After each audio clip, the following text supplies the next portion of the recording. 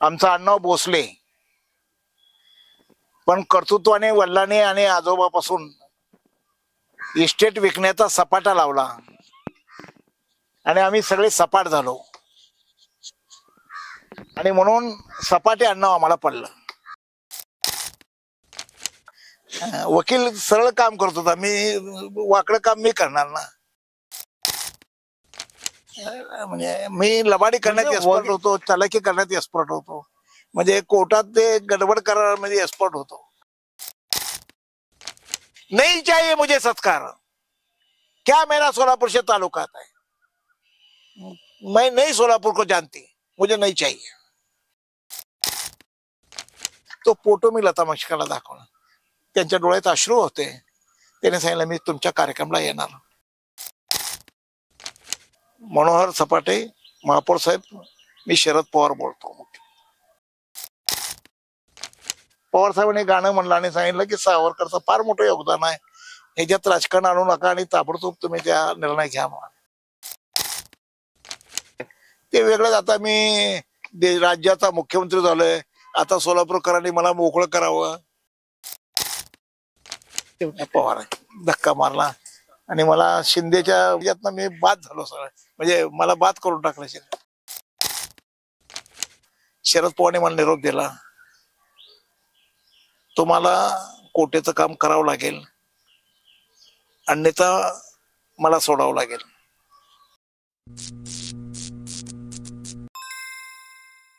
नमस्कार, brain news चॅनलच्या podcast कार्यक्रमामध्ये आपलं सर्वांचं स्वागत. आज एक विशेष व्यक्ती म्हणजे की सोलापूर शहराच्या राजकारणामध्ये 40-45 वर्षे ज्यांनी आपली व्यतीत केली आणि शहराच्या विकासाला शिवाय सामाजिक राजकीय घडामोडीमध्ये ज्याचा सर्वात मोठा एक सहभाग होता, असे मान्यवर आणि अशी एक व्यक्ती की ज्यांच्या बोलण्याने राजकारणाचा पैलू देखील बदलतो, असे म्हणजे माजी महापौर आणि राष्ट्रवादी काँग्रेसचे माजी अध्यक्ष आणि शरद पवार राष्ट्रवादी काँग्रेसचे सध्याचे नेते मनोहरपंत सपाटे हे आपल्या सोबत आहेत. आपण त्यांच्याबरोबर चर्चा करू. नमस्कार साहेब. परिचय बोला. हो नक्कीच, तुमचा परिचय करून दिला तर बरं होईल. मी मनोहर गणपत सपाटे, मूळचे आम्ही सुस्ते तारापूरच्या गावचे वतनदार पाटील. आमचा अण्णा भोसले, पण कर्तृत्वाने वडिलांनी आणि आजोबापासून इस्टेट विकण्याचा सपाटा लावला आणि आम्ही सगळे सपाट झालो आणि म्हणून सपाटे अण्णा आम्हाला पडलं. म्हणजे गावानी दिलेलं नाव आहे सपाटे अण्णा पडलं. नाही, सपाटे हे आडनाव कशामुळे पडलं? आम्ही तारापूर, सुस्ते तारापूर या दोन्ही तिन्ही गावचे वतनदार भोसले आणि वतनदार पाटील, आम्ही तिथले छोटेसे माझे वडील म्हणजे वडिलाचे वडील गणपत तुळशीराम सपाटे, म्हणजे गणपतरावचे वडील तुळशीराम, तुळशीरामचे वडील, अशा पद्धतीनं त्या गावचे आमचे रहिवासी मूळ. आणि त्या रहिवाशामध्ये आमच्या ह्या सपाटे कुटुंबाचे 2-3 भाऊ होते असे तुळशीरामचे, आणि ते सगळी अशी भावकी विखुरली गेली तिथं. तुम्ही आजही तारापूरला गेला तर सगळे सपाटे दिसतील तुम्हाला. आणि ह्या सगळ्या कुटुंबाचा विस्तार होत गेला. 4-5 एकर जमीन होती. गणपत तुळशीराम सपाटे हे माझ्या वडिलाचं नाव. माझी आई मोहोळ तालुक्यातली गायकवाड घराण्यातली. मोहोळचे जे गायकवाड आहेत, 9 भाऊ आईला होते आणि वडिलांनी एक शेतकरी कुटुंब, पाटील घराणं आणि खूप सावर इस्टेट म्हणून आईचा विवाह गणपत तुळशीराम सपाटे यांच्याशी झाला. आणि गणपत तुळशीराम सपाटेशी विवाह झाल्यानंतर आम्ही त्यांना 4 अपत्य झालो. माझ्या मोठ्या भावाचं नाव बबन गणपत सपाटे, 2 नंबर भावाचं नाव सुरेश गणपत सपाटे, मी 3 नंबर मनोहर गणपत सपाटे, 4 नंबर दत्तात्रय गणपत सपाटे आणि एक बहीण. असं अपत्य आम्ही या पती पत्नीच्या पोटी जन्माला आलो. वडिलांनी गाव कधी सोडलं? वडील आणि वडिलाचे भाऊ सौदागर सपाटे पूर्वी आमचं भोसले अण्णा होतं आजोबाच्या काळापर्यंत. आजोबा शिवाजीच्या दरबारामध्ये कामाला होते शहर कॉन्स्टेबल. आणि आम्ही भोसले आडनावाने, आमचं आडनावही भोसले होतं. आणि पुढे ही सगळी इस्टेट जसे घरं वाढत चालले आणि कुटुंब वाढत चालले, त्यांच्यात विभागणी होत गेली. 300-400 एकर जमीन आमच्या वडिलांच्या हिश्श्याला आली. सौदागर सपाटे आणि गणपत सपाटे असे 2 भाऊ सख्खे यांच्या हिश्श्याला आली. आणि दोन्ही भाऊ एक्सपर्ट होते ड्रिंक, दारू आणि सगळ्या ह्या घराण्यांना या विषयानं, या व्यसनाने वेढलेलं होतं. आणि एन्जॉय, यथेच्छ दारू पिणे, यथेच्छ पत्ते खेळणे, दुगार खेळणे अशा सवयी होत्या आजोबाला. आणि त्यामुळं हळूहळू सगळी इस्टेट, एक दिवस सगळी इस्टेट त्या सगळ्या दोघा भावांनी जुगारात लावली. आणि दोघांनी ठरवलं, जर आपण ह्यात हारलो तर परत आपण एकमेकाला भेटायचं नाही, यायचं नाही. सौदागर सपाटे आणि गणपत सपाटे हे दोघांनी त्या जुगारावरती इस्टेट लावली. आणि त्या दुकानात ते काय हारले पत्ते खेळताना, आणि ते सगळे इस्टेट सोडले. आणि तिथून पती पत्नी आणि माझा मोठा भाऊ तारापूरला जाऊन मला त्यांना घेऊन हे कुटुंब सोलापुरात आलं. कुठे राहिलात पहिलं आल्यानंतर? आम्ही पहिल्यांदा आलो राहायला ते अनेक कुठंतरी, मला आता एक्झॅक्टली सांगता येणार नाही, पण कुठंतरी ते भाड्यानं राहिले. पण भाडं देण्याची ऐपत नसल्यामुळं पुन्हा नियाळे वस्तीमध्ये ₹1.25 भाड्यानं आम्हाला एक झोपडी मिळाली. महिन्याला ₹1.25 भाडं आणि तिथं झोपडी आम्ही, आणि कोणाची अशी झोपडी घालून आम्ही तिथं राहायला आलो. वडील मिलमध्ये कामाला लागले. इथं आल्यावर सगळी इस्टेट सगळी जुगारात व्यसनात गेली होती. आम्ही कपड्यानिशी सोलापूरला आलो. माझ्या दुसऱ्या भावाचा जन्म झाला, माझा जन्म झाला इथं निराळे वस्तीला. तेव्हा मी राहतो त्या वस्तीचं नाव निराळे वस्ती असं होतं. आणि ती उंबरसकरची वस्ती होती. त्यांचा एक विशेष वेगळा नियम होता, वेगळा दरारा होता. 12x15च्या जागेला ₹1.25 भाडं, आणि 12x15 मध्ये तुम्ही झोपडी घालून राहायचं, त्याला ₹1.25 भाडं. आणि बाकी जर तुम्ही शेळी बाळगली, कोंबडी बाळगली तर त्याला वेगळं भाडं, 1 आणा 2 असा त्या उंबरसकरचा स्वतंत्र असा नियम होता. आणि आम्ही तिथं राहत होतो. आणि माझी आई अत्यंत सुंदर आणि स्मार्ट होती. वडीलही माझे चैनी सपाटे म्हणून त्यांना ओळखलं जात होतं. प्रचंड चैनी होते आणि प्रचंड करारी होते. सिंगल जे काळीचे होते, परंतु निबर होते. आणि कणखर असल्यामुळं अग्रेसिव्हपणा त्यांच्या स्वभावात जास्त होता. मिलमध्ये जरी काम करत असले तरी दारू आणि जुगार त्यांची काही सुटली नाही. आणि मिलचा पगार सगळा दारू आणि जुगारात जायचा. पुढे भविष्य काळात आम्ही 4 भाऊ, 1 बहीण. बहीण काही वारली गेली. आम्ही 4 भाऊ हळूहळू मोठे होऊ लागलो. वडील दारू पिणे, जुगार खेळणे ह्याच्यात दर झाले. वडिलांच्या पावलावर पाऊल ठेवून माझा मोठा भाऊ त्या प्रगतीला लागला, दुसरा भाऊ पण त्या प्रगतीला लागला. आणि असे माझे दोन्ही भाऊ यात वडिलांच्या पावलावर पाऊल, वडिलाचं नाव कमवा लागले ते. आणि ह्या सगळ्या गोष्टीशी प्रतिकार करण्याची सवय मला वडील भयंकर भेट होते. मी भयंकर अग्रेसिव्ह आणि दादागिरी करून वागत होतो. मला दारू पिलं तर मला वडील भीत होते. मी अग्रेसिव्ह जात होतो, वडिलांच्या अंगावर जात होतो. आणि म्हणून आईची बाजू घेत होतो. आई गौंड्याच्या हाताखाली कामाला जात होती. आणि आई काम करून आल्यानंतर आईला कामामध्ये मदत करत होतो. धुणं धुण्यापासून, घर झाडण्यापासून, सगळ्या गोष्टीला, भांडी घासण्यापासून आईला मदत करत होतो. आणि मला असं स्वतःला वाटायचं की आपण आपल्या गरिबीवर मात केली पाहिजे. आपल्या गरिबीचा अभिमान ठेवून आपण ह्याच्यावर मात केली पाहिजे असं मला स्वतःला सतत वाटायचं. महानगरपालिकेची 22 नंबर शाळा होती. त्या शाळेत महिन्यातून एक 4-5 दिवस जात होतो. 22 नंबर शाळेत मुळे गुरुजी नावाचा, भांडेकर नावाचे 2 प्राथमिक शाळेतले शिक्षक होते.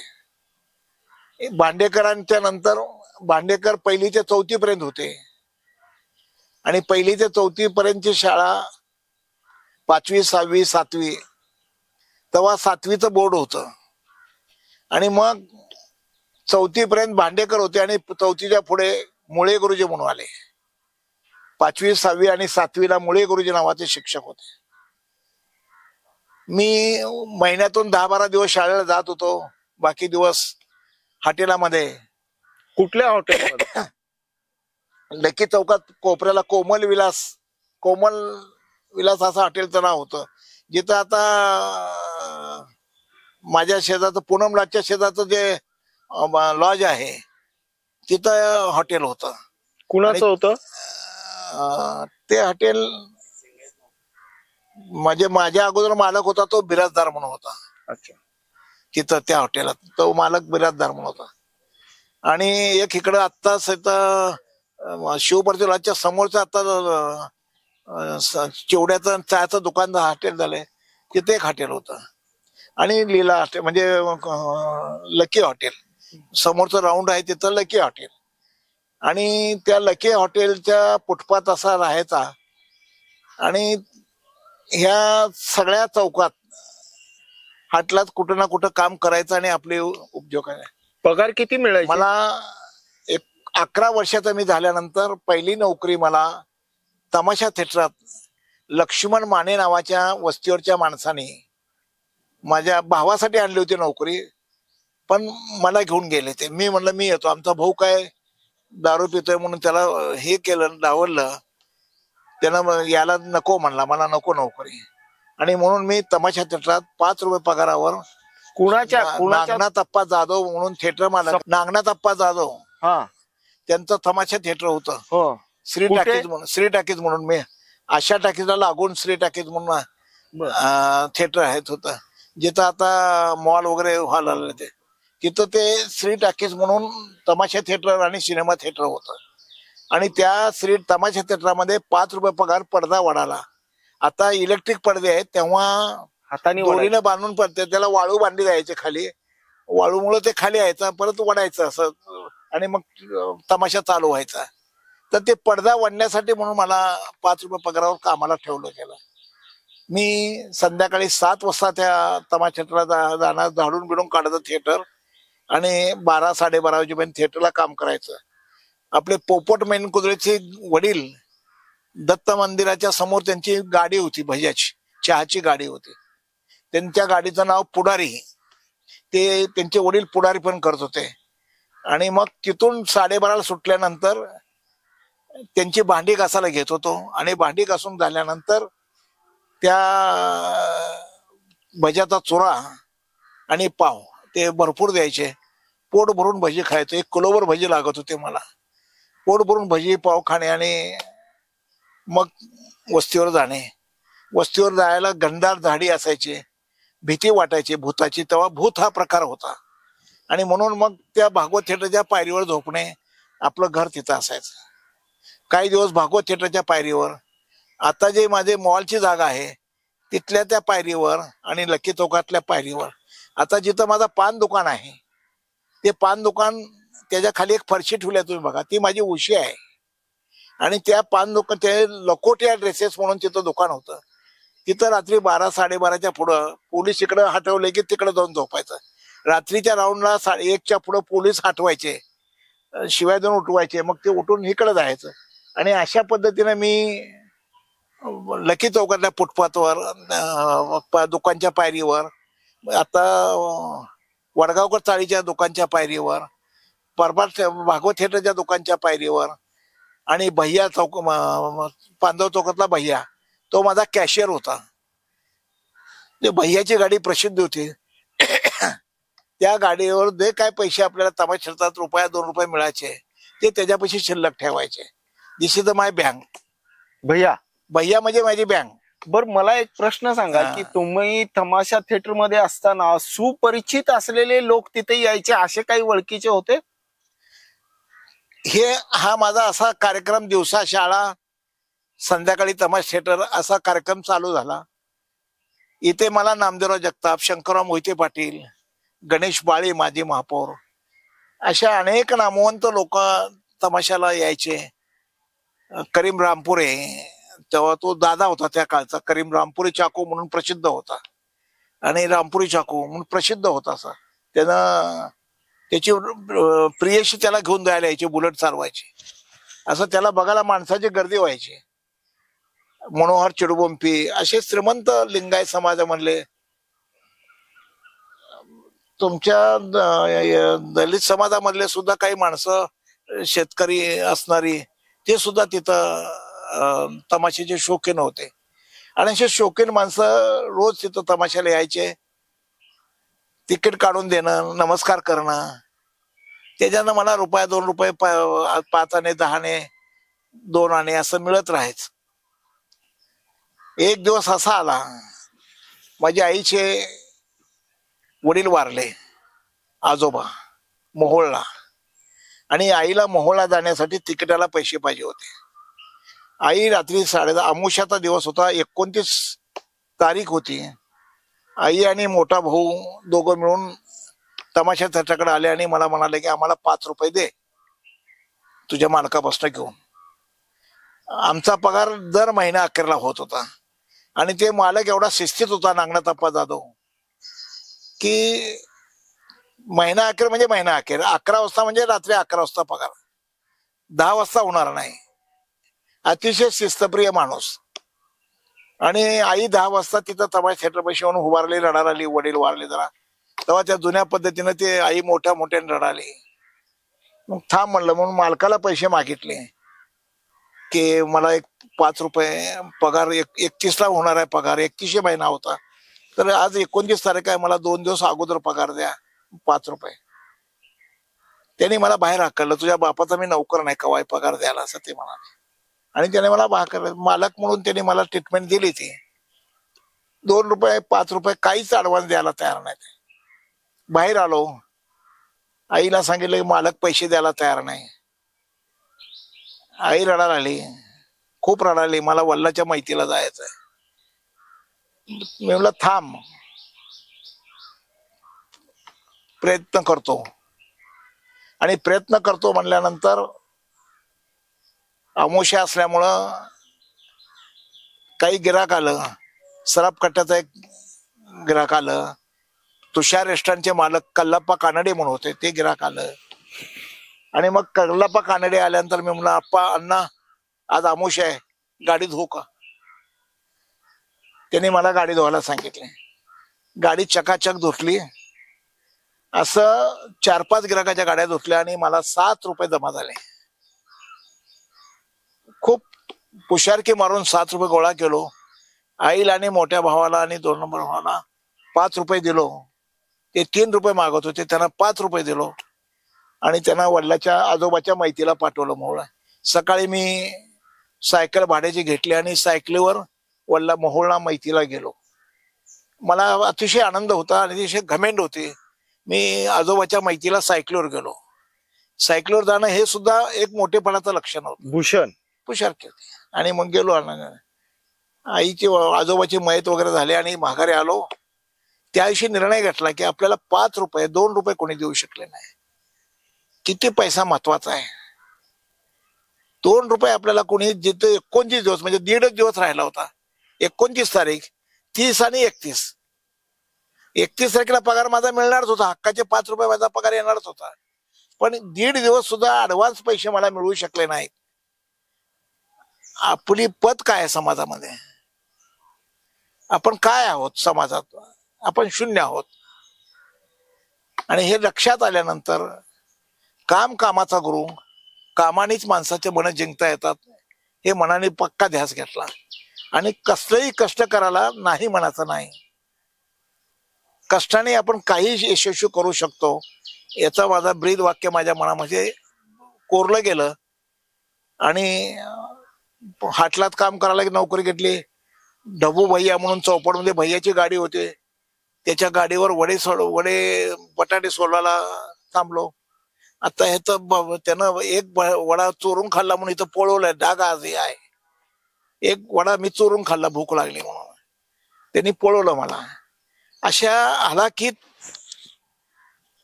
नोकऱ्या करत 1, 2, 3 नोकऱ्या.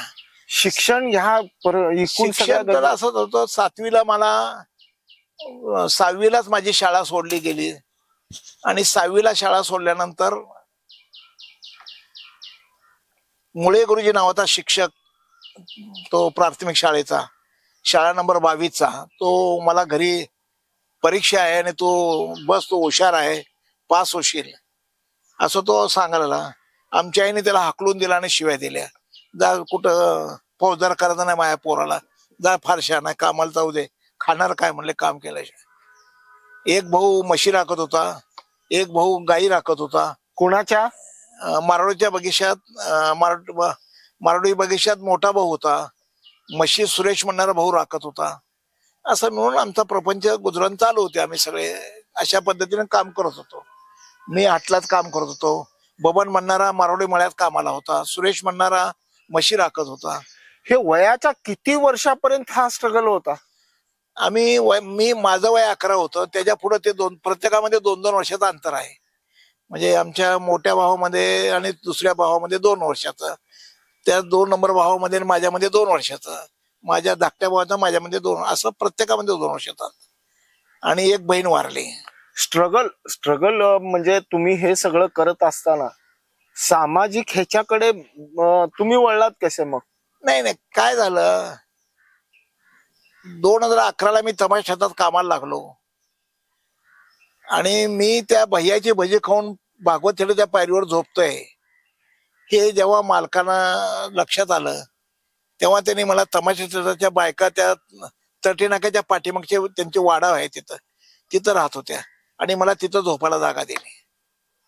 तिथं झोपायला जागा दिल्यानंतर ह्या सगळ्या वेश्याबायांचा आत संडासला जायचा, सार्वजनिक संडास आहेत आतमध्ये, ती शाळा आहे ना, त्या शाळेच्या पाठीमागे सार्वजनिक आहे. तर ह्या सगळ्या बायका रात्री 2च्या 2:30च्या पुढं त्या संडासला जायच्या. जाताना त्यांचा जो विक्री झालेली असे धंदाच्या ते पैसे माझ्याकडे मोजायला द्यायचे आणि त्यांची माझी मैत्री झाली, म्हणजे दोस्ती होती.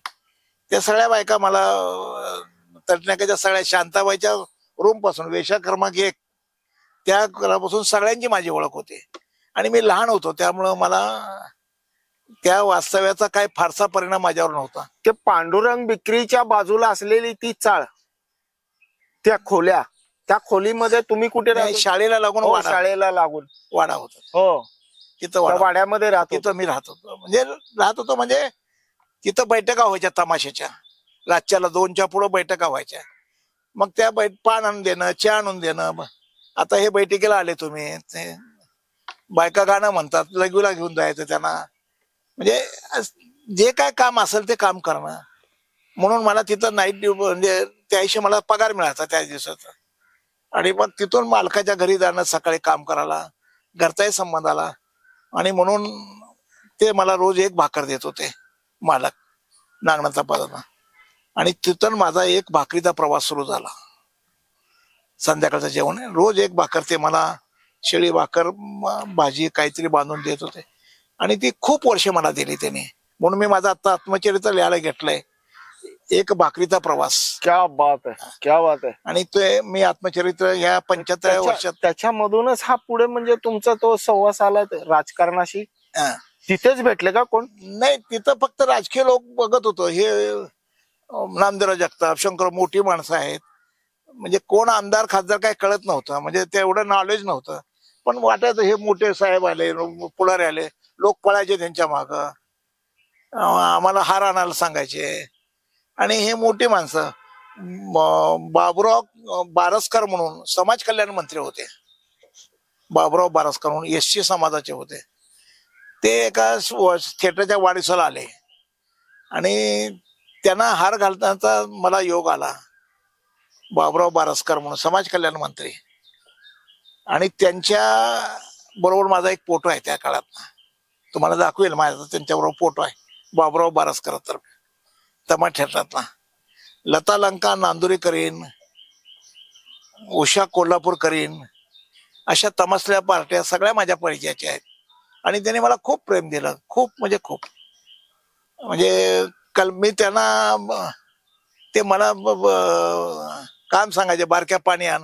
बारक्या हे मला टोपण नाव दिलं गेलं. पाणी आणणं, ब्रेशियरचं बटन लावणं, हुक लावणं, म्हणजे काय म्हणतात तो आपण, ते सुद्धा लावायचं काम मला सांगत होते. आणि मला बारक्या ही उपाधी मिळाली. आणि ही उपाधी घेत घेत घेत एक दिवस समद खान म्हणून सोलापुरात आजही तो जिवंत आहे, हाजी हजरत खान बंगल्याचा मालक, फौजा तोडीच्या समोरचा तो बंगला आहे, त्या बंगल्याचा मालक, हाजी हजरत खान बंगल्याचा मालक, तो तमाशा थिएटरला रोज येत होता. आणि मी असं करत करत करत तेव्हा 11वी बोर्ड होतं. 8वी शिवाजी शाळा मियाळी वस्तीवर सुरू झाली आणि शिवाजी शाळेत प्रवेश घेतला 8वीला. पहिल्यांदा माझा मी सेकंड 1962-63 मी शिवाजी शाळेच्या 8वीला प्रवेश घेतला. आणि तिथून माझं शिक्षण सुरू झालं. शिवाजी शाळेत 11वी पर्यंत. 10वीला मला शिवाजी शाळेनं लेट येतो म्हणून काढून टाकलं. आणि मी चंडक हायस्कूलला, इथं नाईट हायस्कूल होतं, या चंडक हायस्कूलला 11वीला बसलो. आणि चंडक हायस्कूल 11वीतनं मी इथं पास झालो. हा माझा शैक्षणिक प्रवास आहे. परंतु मला वकील व्हायची इच्छा होती. दयानंदला ऍडमिशन घेऊन लॉ करायची माझी इच्छा होती. परंतु मी त्यात काही यशस्वी होऊ शकलो नाही. म्हणून Samad Khan and brothers, Hafiz Khan and brothers असं नवी पेठला एक ऑफिस होतं बांधकामाचं. जिल्हा परिषदची जी बिल्डिंग आता आहे ती बिल्डिंग बांधायचं कॉन्ट्रॅक्ट त्यांना दिलं होतं. आणि त्यांचा वाद सुरू झाला कोर्टात. ते हाफिज खान ब्रदर्स त्या बिल्डिंगचे कॉन्ट्रॅक्टर होते. आणि त्या वकिलाकडे तारशी वह्या घेऊन जाण्यासाठी मला त्यांनी सांगितलं. मी एकदा सोलापूर सोडून निघून गेलो होतो आणि तमाशाची नोकरी सोडून निघून गेलो नापास झाल्यावर. 11वी नापास झाल्यानंतर निघून गेलो आणि पुण्याला गेलो, लॉजवर काम केलं.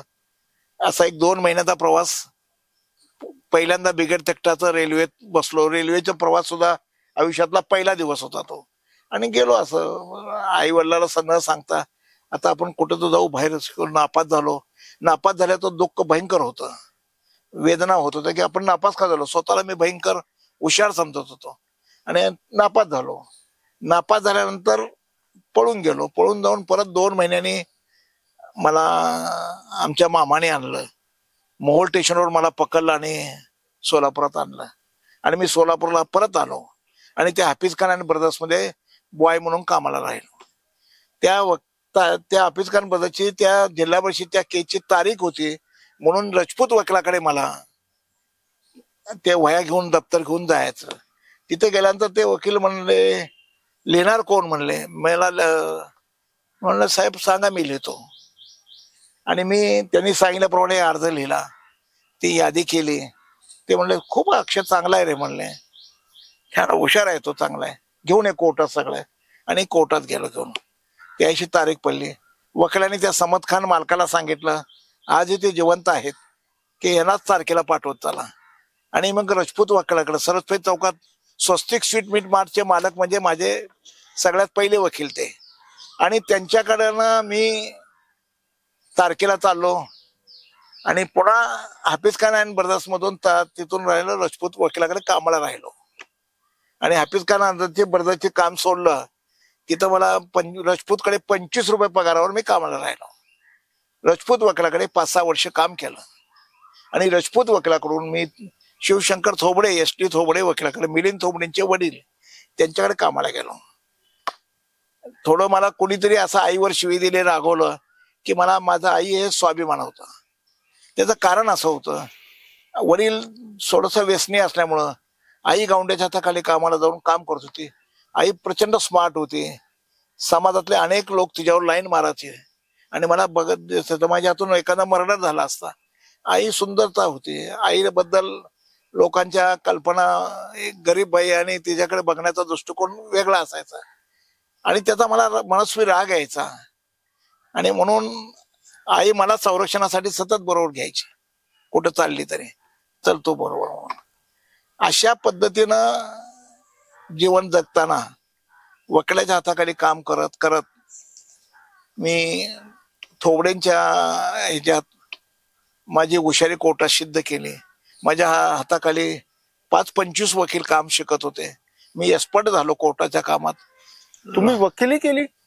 मी वकिली केली नाही, परंतु वकिलापेक्षा मी हुशार झालो. कशाने? लिहिणं, ड्राफ्टिंग करणं, यांच्या नवरा बायकोचं पिटिशन तयार करणं, रेंट अँड पैशांचा दावा तयार करणं, अटॅचमेंट तयार करणं, हे सगळं मला म्हणजे हे तुम्ही तयार करायचं आणि वकिलाला द्यायचं आणि वकिलांनी ते कोर्टात युक्तिवाद मांडायचा. लिहून देण्याचं, ड्राफ्टिंग करण्याचं. मी टायपिंग शिकलो आणि टायपिंगवर रोज असं वकील डिक्टेट केलं की असं मराठीचा मी कॉन्स्टेंट झालो टायपिंगचा. बँक ऑफ बडोदा म्हणून मी टायपिंगची मशीन विकत घेतली. पहिलं कर्ज घेतलं आयुष्यात. किती? त्यावेळी मला 3,000 रुपये कर्ज पाहिजे होतं. मशीन कितीला मिळाली? 2,500 रुपयात, 21 रुपयात मिळालं ते. 21 रुपयात मशीन मिळालं. रेमंटन कंपनीचं मशीन घेतलं. अच्छा. आणि ते मशीन घेऊन टायपिंग करत. असे किती वकिली यायचे तुमच्याकडे? 5-25 वकील, कितीतरी जज झाले, हायकोर्ट जज झाले. माझ्या हाताखाली शिकणारा वकील म्हणजे स्वतःला मला गुरु मानत होते ते काय.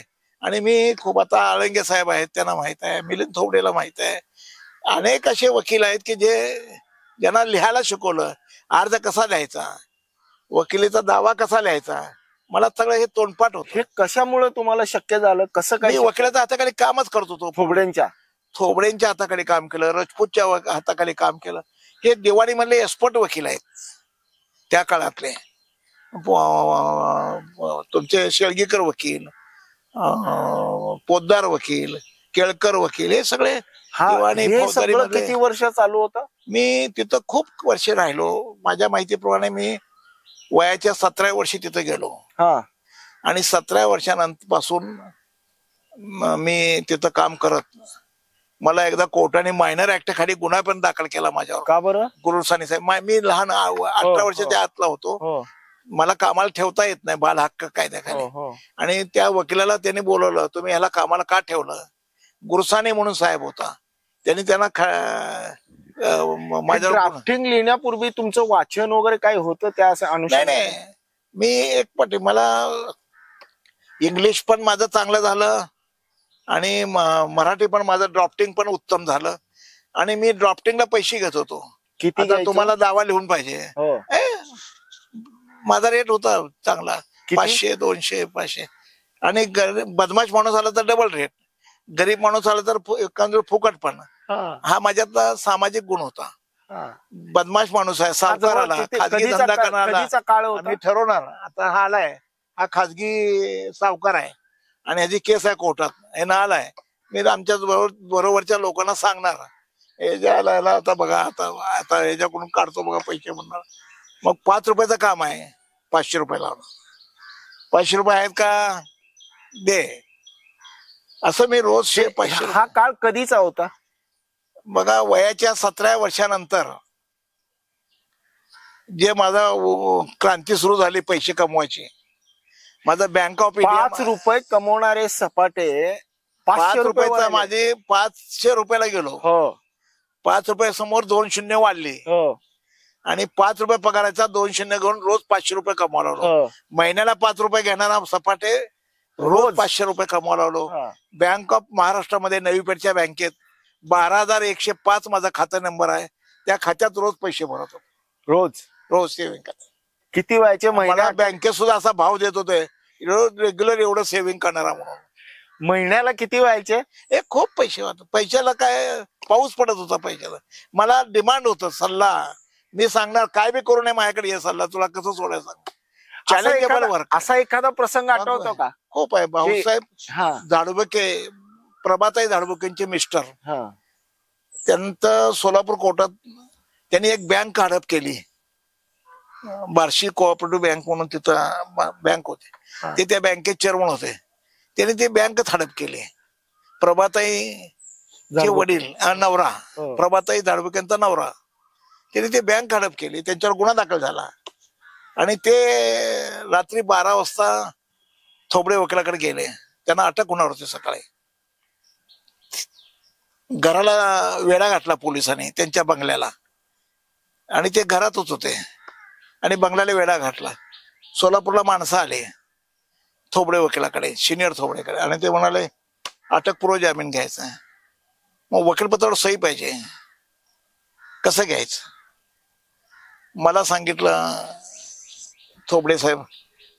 मनोहर तू जाऊन सही आणतो का बार्शीला? आणतो मग. कसं आणतो म्हणजे पोलीस आहेत ते बाहेर येत नाही, तुला आत जाऊ देत नाही, तू कसं आणतो? आणतो मग. तेव्हा लँडिंग फोन होता. भाऊसाहेब झाडबुकेचा नंबर घेतला आणि फोन केला त्यांना विचारलं. त्यांच्या बंगल्यापाशी गेलो पहिल्यांदा. ते पूर्वी निकालदार होतं संडासला आणि कुंडा पद्धतीचे संडास होते, तेव्हा ड्रेनेज नव्हता. आणि संडास बसलं की ते मैला खाली पडला, ते खालच्या निकालदारातून जायचं, मग बंगीहून मैला घेऊन जात होता, अशी पद्धत होती ते. मग मी त्या बंगल्याचा निकालदार बघितलं आणि मग भाऊसाहेबना फोन केला.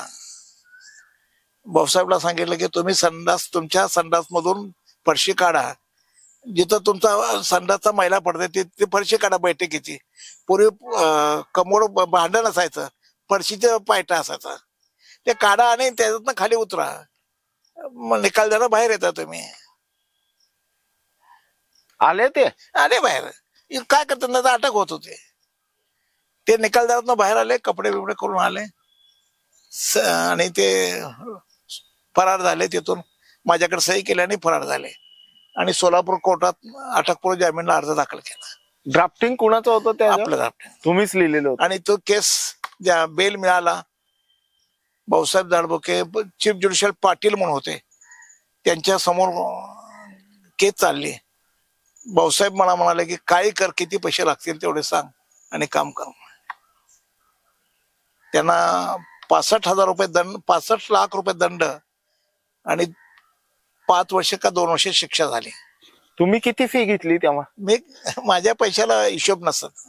भीमराव महाडिक ते ज्या रिव्हॉल्वरनं गावडेचा मर्डर झाला, गावडे म्हणून मर्डर केला त्याने, ती रिव्हॉल्वर काढून द्यायची होती कोर्टातून.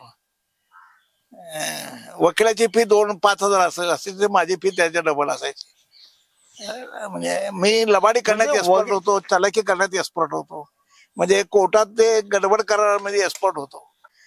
वकील सरळ काम करत होता, मी वाकडं काम मी करणार ना काय. आणि त्यामुळं भीमराव महाडिक, आत्ता ते मुन्ना महाडिक आहे त्याचे वडील, त्यांनी मर्डर केला होता गावडेचा आणि त्या मर्डर मध्ये ते आरोपी होते.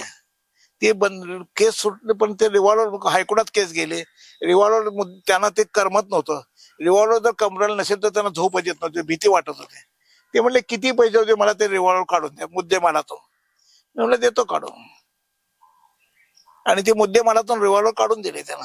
नाही, पण एक आश्चर्य मला ह्या गोष्टीचं आहे की पदवी नसताना इतका कसा. मला सगळे मला सोलापुरातले त्या काळाचे निष्णांत वकील माझ्यासाठी प्रचंड. मला एकदा कोर्टाने मी एकमेव माणूस आहे की मला वकिलाचा कारकून म्हणून सोलापूर कोर्टातनं मला लायसन मिळालं. सगळे वकील बापूसाहेब कालेकर, येतो माने, थोबडे, राजपूत, पुजारी, हे शेळगीकर, निष्णांत सगळे वकील माझ्यासाठी डिस्ट्रिक्ट जजला सांगायला गेले. आणि मी पहिला माणूस आहे की ज्या दिवशी मी महापौर झालो, बार कौन्सिल मध्ये फक्त वकिलाचा सत्कार होतो. कारकूनचा पहिला कारकूनचा सत्कार इतिहासात महाराष्ट्रात माझा पहिला झाला. आणि माझं भाषण ऐकायला डिस्ट्रिक्ट जजापासून सगळे बसले. सगळे मला ज्यांच्याकडे मी काम केलं ते वकील अक्षरशः रडत होते, राजपूत आणि थोबडे. आणि माझं भाषण ऐकायला एवढे आतुर होते. महापौर म्हणून भाषण माझ्या स्वागताला थांबले होते. बर, एक मी थांबवतो इथं की तुमचा राजकीय प्रवासाला सुरुवात कधी आणि कशी झाली? ह्या सगळ्या प्रवासामध्ये मला संध्याकाळी भजी खायची सवय आणि मटण खायची सवय जास्त होती. मला रोज मटण किंवा भजी लागायचे. संध्याकाळी कवा कवा तर ते भुताला टाकलेलं मटण सुद्धा गोळा करून खात होतो. म्हणजे प्रचंड ह्या आहाराचा मी व्यसनी होतो. आणि संध्याकाळी मला नाशी लावायची सवय होती. या नाशी लावत वस्तीत संघटन केलं. उंबरसकाच्या विरोधात, दादागिरीच्या विरोधात संघटन केलं. उंबरसकाची खूप मोठी दादागिरी होती वस्तीवर. खूप बाया बेआबरू करायचे. अशा माणसाच्या विरोधात लढण्याची मला, उंबरसकाच्या विरोधात लढण्याची सवय झाली. आणि त्यांच्यावर कोणी धाडस करत नव्हतं, मी धाडस केलं. आणि धाडस किती कामाला येतं. संघटन झालं त्यातनं आणि माझ्या मागं पोरं यायला लागले. मी संध्याकाळी हे सगळं काम संपून आलो वस्तीवर की पोरं येणार, भजी खात बसणार, सगळे गप्पा मारणार. मला कोण बॉस म्हणालं, कोण काय म्हणालं, मला कोणी त्याच्या त्याच्या सोयीनं मला पदवी देत होतं.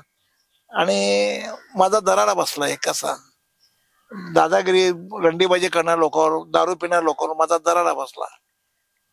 मी 85 साली निवडून आलो, मला वर्गणी काढून लोकांनी निवडून दिलं. वर्गणी काढून लोकांनी निवडून दिलं तेव्हा सपाट्यांचा बँक बॅलन्स किती होता? आणि मला नाही, बँक बॅलन्सचा प्रश्नच नाही. मला लोकांनी एवढे पैसे दिले निवडून द्यायला, असं ते हे टाकलं हाताला आणि तिथं पैसे आणून टाकले लोकांनी आणि मला पुढारी केलं. रंगाअण्णामुळे मी पुढारी झालो. रंगाअण्णा संचारचे संपादक होते. बघा, पत्रकारिता सुद्धा किती धोक्याची असते राजकीय जीवनात. मी राघवेंद्रनगर मध्ये ठकार म्हणून कुटुंब राहत आहे. त्या दयानंद प्राध्यापक होते. ते गावाला गेलते, त्यांचे मुलगा वगैरे आम्ही सगळ्यांनी एकत्र करून त्यांच्या घरात मटण केलं तयार. ते ब्राह्मण मटण केलं आणि आम्ही तिथं मटण खाऊन इथंच संध्याकाळचा आमचा प्रोग्राम असायचा असा की कुठं ना कुठं मटण करायला लावायचं, खायचं आणि केलं. त्यानंतर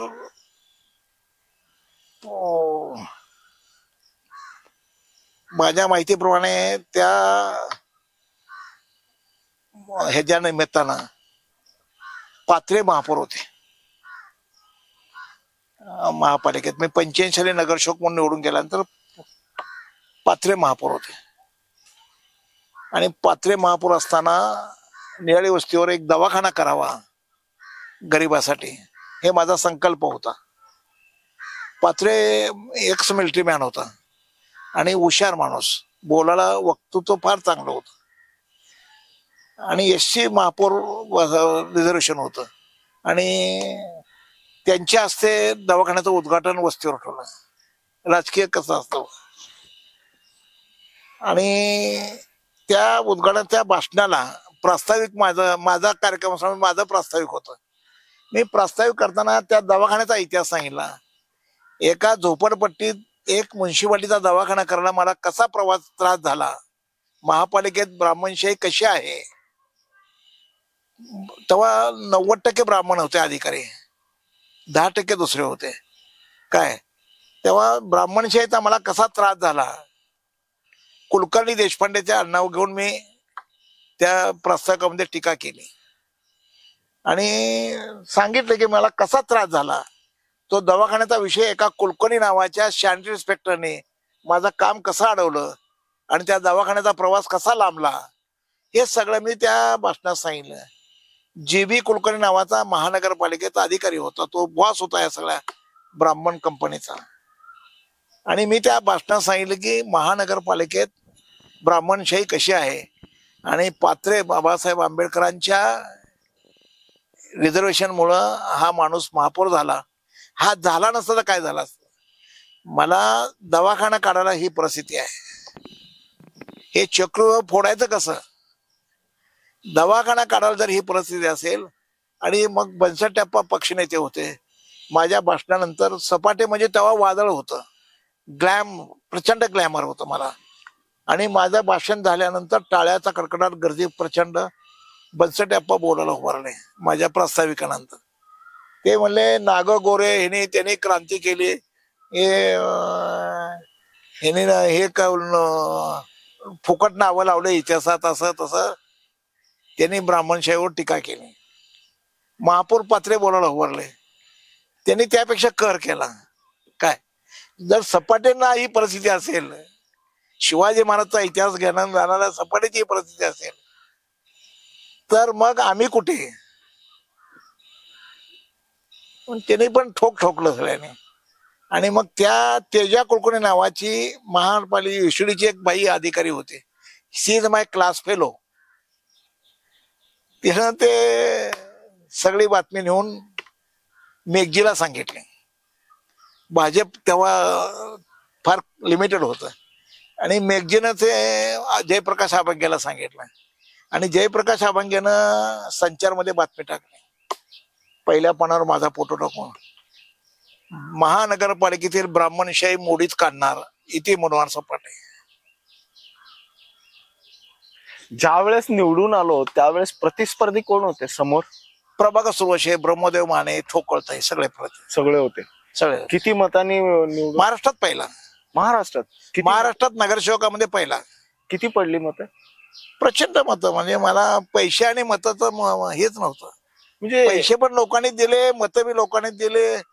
म्हणजे प्रसिद्धी आणि लक्ष्मी हे दोन्ही एकदमच मला लोकांनी दिलं. मला काय जवळचं फार. ज्या वेळेस पहिल्यांदा सभागृहात गेलो त्यावेळेस सभागृहाचं चित्र कसं होतं? कोण कोण होते तेव्हा सभागृहात? बनसाठी अप्पा, आडम मास्तर, भीमराव रोणे ही नामवंत चांगली कर्तृत्वान माणसं होती. वल्लाळ होते, किशोर वल्ल्याळ पण देशपांडे होते, लिंगराज वल्ल्याळ पण होते. त्याच्यामध्ये एक घटना अशी की बाबा पुलोद आघाडी निर्माण झाली होती.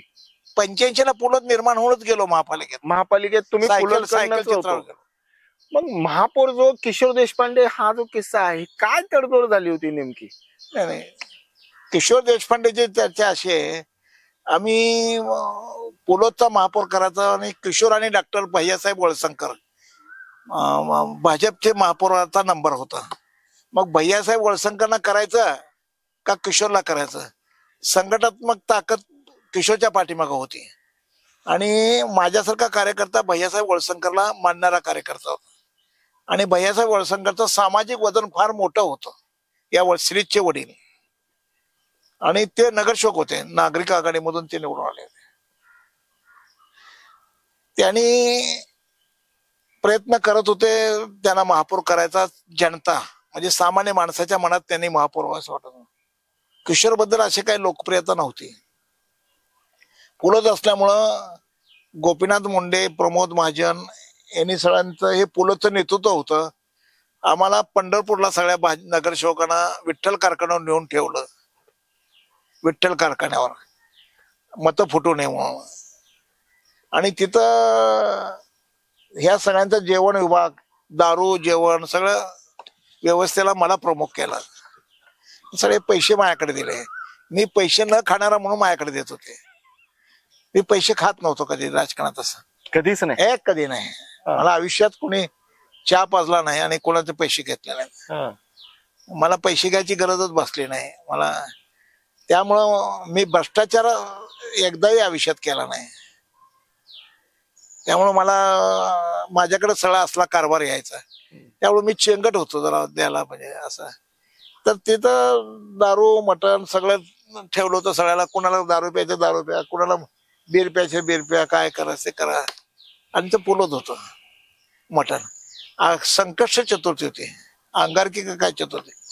ती चतुर्थी फार मोठी समजली जाते. आणि ते तावरे म्हणून, चंद्रराव तावरे म्हणून बारामती कारखान्याचे चेअरमन होते, पवार साहेबांचे राईट हँड. त्यांनी पवार साहेबांनी त्यांना सांगितलं होतं की यांना सगळं सोलापूरच्या लोकांची देखरेख करायला. ते मला येऊन सकाळी विचारले, सपाटे साहेब काय कमी जास्त काय? म्हणून काय नाही, थोडं मिरच्या थोडं पाठवा, डॉक्टर ब्रँडे हे ते काय पाठवा सगळं, आणि कोंबड्या मटण दोन्ही पाठवा. ते म्हणले अहो तुम्हाला काय पाळता बिळता का नाही म्हणले. आज संकष्ट चतुर्थी का अंगारकी आहे, तुम्ही काय पाळता बिळता का नाही सोलापूरचे लोक, काय तुम्हाला कळतं का नाही म्हणाले. मी म्हणलं आज मटण खात नाहीत म्हणले, संध्याकाळी एकदा जेवतात, सकाळी खिचडी करतो आणि संकट चतुर्थी असे लोक भयंकर लोक करतात, काय येडा आहे का तुम्ही म्हणले. म्हणलं ठीक आहे कॅन्सल करा. आणि म्हणून कॅन्सल केलं. आणि दुपारचे 12 वाजले, सगळ्याला साबुदाणा खिचडीने हे जेवण बघितल्यावर किशोर उमेदवार होता तो फिरायला. त्याला मला तुझ्या बापाने द्यायला ना काय म्हणला, एक कचरा चोता काय ते पालेभाज्या चोता त्याला असा शब्द होता, हे कचरा खायला कशाला ठेवला म्हणला, काय पालापाचोळा पाला असं, हा असा शब्द वापरला. हे कशाला खायचं म्हणला, कुठे गेलं म्हणला हे. मग तुम्ही म्हणलं नाही का, तुम्ही म्हणलं नाही संकष्टी चतुर्थी. मी सांगितलं ना साहेब असं असं. तो उमेदवार असल्यामुळे त्याला दुखवता येत नव्हतं. साहेब म्हणलं आज संकष्ट का अंगारकी चतुर्थी आहे आणि काही ब्राह्मण आहेत, काही पुलोद म्हणजे कैमान पुलोद म्हणजे भाजपबरोबर आमची दोस्ती ना, त्यामुळं सुसंस्कृतपणा पाळला पाहिजे म्हणून मी हे केलं. कसला आईच्या गाडीचा म्हणलं रागाला आला म्हणलं करा म्हणलं हे काय अरे चायला म्हणलं तुझ्या बापाच द्यायला का माझ्या अंगावर आले सगळे ते ज्यांना प्यायचं होतं ते बी माझ्या अंगावर यायला आले हे ले 12 बोटाचा सपाटे म्हणाले सगळे शिवाय द्यायला आले ठीक आहे म्हणलं केवळ कॅन्सल झालं परत कोंबड्या आणल्या परत क्वार्टर आणली परत तावरेंचं म्हणणं काय होतं मग तेव्हा सावळे म्हणले संस्कृती पाळा जरा काय तावरे चंद्रराव तावरे म्हणत होते चेअरमन होते संस्कृती पाळा जरा म्हणले फुकटचं म्हणल्यावर यायला तुम्ही काय बी कवा बी काय खाताय जरा पाळा म्हणले आणि मग ह्या पद्धतीनं किशोर महापौर झाला आणि मी स्टँडिंग उदाहरण जगदीश तुळजापूरच्या वार्डामध्ये विरोधात भाषण करून केलं आणि जगदीशचा पराभव झाला काय ह्याच्यामध्ये आणखी एक प्रसंग असा की तो वादाचा आहे सावरकरांचा पुतळा ही संकल्पना बेंद्रेंची का देशपांडेंची नाही बेंद्रे उपोषणला बसला होता आणि सगळेजण म्हणत होते की याला मरू द्या हे आगाऊपणा लय भाषण करत होता सभागृहात याला बोलत बसू द्या मरू द्या मिटवू नका म्हणाले मग बेंद्रे मला निरोप दिला सांग सगळी सूत्र इनुसबाईच्या हातात होते मला इनुसबाईला सांग म्हणला मला उठवा उपोषणला आता 4था दिवस आहे भूक लागली भयंकर मग काय करायचं मग सगळे म्हणले याला कट होता उपोषणला बसायचा कशाला बसला मग मी इनुसबाई मला बेंद्रेने सांगितलं आणि की मला बेंद्रे कार्यक्रमला परवा नाही पण प्रश्न असा की बेंद्रे हे विरोधी पक्षनेते गेटवर उपोषणाला आहेत सावरकरांच्या विषयावर पुतळ्याच्या विषयावर आणि पुलोद आघाडीचे म्हणून किशोर देशपांडे हे महापौर आहेत आणि मध्यस्थी म्हणून पक्षनेते म्हणून इनुसबाई हे कसं काय समीकरण फार समीकरण असं होतं एकमेकाचा सूड म्हणजे राजकारणात एक पद्धत असते हो किशोर आणि बेंद्रे जरी एका पक्षाचे विरोधात असत आता समजा मनोहर सपाटे आमदार केला मला महेश गादिकांना काय काम केलं हे प्रेम असतं राजकारणात असंही म्हणतात की किशोर देशपांडे इनुसबाईला म्हणाले होते की जाऊ नका थांबा तुम्ही जाऊ नका थांबा म्हणाले होते हे सगळं खरं आहे काय खोटं नाही आणि अक्षयच्या त्याचं मिटवू नका म्हणत होते मग आम्ही पवार साहेबाला विचारलं काय करू दे पवार साहेब म्हणले सावरकरचं फार मोठं योगदान आहे सावरकर हिंदुत्ववादी जरी असले त्यांचा बाकीचा प्रवास सोडा पण सावरकरांनी देश स्वातंत्र्यासाठी जो केलाय आणि सागरा पान तळमळला हे पवार साहेबांनी सांगितलं हे वाचा म्हणले तुम्ही पवार साहेबांनी सावरकर सांगितलं पुतळ्यामध्ये राजकारण आणू नका आणि ताबडतोब पुतळा बसवायचा निर्णय घ्या पवार साहेबांनी सावरकर सांगितलं त्याला म्हणजे साक्षीदार कोण कोण तुम्ही इनुसबाई होतो वळल्याला होते म्हणजे प्रखर सावरकर पवारांनी सांगितलं तुम्ही ह्यात करूच नका म्हणे त्यांनी गाणं म्हणून दाखवलंय पवार साहेबांनी सागरा प्राण तळमळला पवार साहेबांनी गाणं म्हणलं आणि सांगितलं की सावरकरचं फार मोठं योगदान आहे ह्याच्यात राजकारण आणू नका आणि ताबडतोब तुम्ही त्या निर्णय घ्या म्हणा मग निर्णय घेतला निर्णय आणि मग त्यात पुन्हा खोडसाळपणा आला पूर्वी निर्णय इथं होता चौकात होता आंबेडकरच्या त्या चौकात होता मग इथून ते तिथं नको परत तिकडे पिढा इकडे पाठवा इकडे म्हणजे असं ते राजकारणात ते धक्के होते म्हणून त्या बागेत नेला देता तिथं शेवटी निर्णय घेतला कोण तिथंच सभागृह इनुसबाई एक वेगळंच रसायन होतं बॉस इनुसबाई बॉस होते पुलोदचे बॉस होते इनुसबाई आडम मास्तर ही तेव्हा सभागृहात होते आडम मास्तर विरोधात होते तिथं बसवाला त्यांना ती जागा पाहिजे होती बगीचा नव्हता तेव्हा तुम्ही अनुभवलेला सभागृहातला सगळ्यात आवडता तुमचा नेता कोण त्यावेळेस तुमच्या सभागृहातला म्हणजे भावलेला तुम्हाला खूप आवडला मला हा कसं आहे काही तुम्ही सांगतो की आडम अत्यंत प्रामाणिकपणा एखाद्या विषयाचा अभ्यास करून मांडणार भीमराव रोणी तशीच अवस्था होती आणि बनसट अप्पा न शिकलेला माणूस कसलंही काय नाही परंतु विषयाला अशी कलाटणी देणार तुमच्या बर्वेत आहे म्हणून त्या नगरसेविका लाटण्यावर बोलत होते, लाटण्यावर. त्या महाराष्ट्राच्या नेत्या होत्या, लाटणं मोर्चा काढला होता त्याने, बेलनं नाटलं. त्या त्यावर टीका केली त्याने. त्यानंतर दुसऱ्या दिवशी तीच टीका मी कंटिन्यू केली. बर्वेताई पुन्हा सभागृहात आल्या नाहीत. एवढी जहरी टीका. सभागृहामध्ये एखादा किस्सा आठवतो तुमच्या वेळेचा? खूप किस्से आहेत असे, खूप सांगता येईल. सभागृहात माझं भाषण जर सुरू झालं, आयुक्त घरी जायच्या अगोदर भाषण सगळ्याच्या ऐकायच्या अगोदर, पण सपाट्यांचं भाषण बजेट होतं सुरू झालं तर आयुक्त सांगून जायचे जाताना, सपाटे साहेब खडे राहणे के बाद मेरे को बोलाव. अधिकारी बाहेर थांबला असेल तर आत येऊन थांबवतो. सभागृहातला एकही माणूस असा नव्हता एक्सेप्ट महेश कोटे सोडून. ही माझी लोकप्रियता, हे माझे भाषणाचं आहे. महेश कोटेंना सण होत नव्हते. नाही, पण हा 90-91च्या दरम्यानचा तुमचा एक काळ वेगळा होता. त्याच्यामध्ये वकिलीची ड्राफ्टिंग आणि त्या पद्धतीची मांडणी, नाही. त्याचा फायदा झाला. नाही, फायदा असा झाला, 88 साली वल्ल्याळ चेअरमन होता, हो स्टँडिंग कमिटी हो चेअरमन. हो. आणि 88 साली मी चेअरमन होतो. माझ्या अगोदर वल्ल्याळ चेअरमन होता पोलोद मध्ये. 87-88 ला वळलेला, 88-89 ला मी.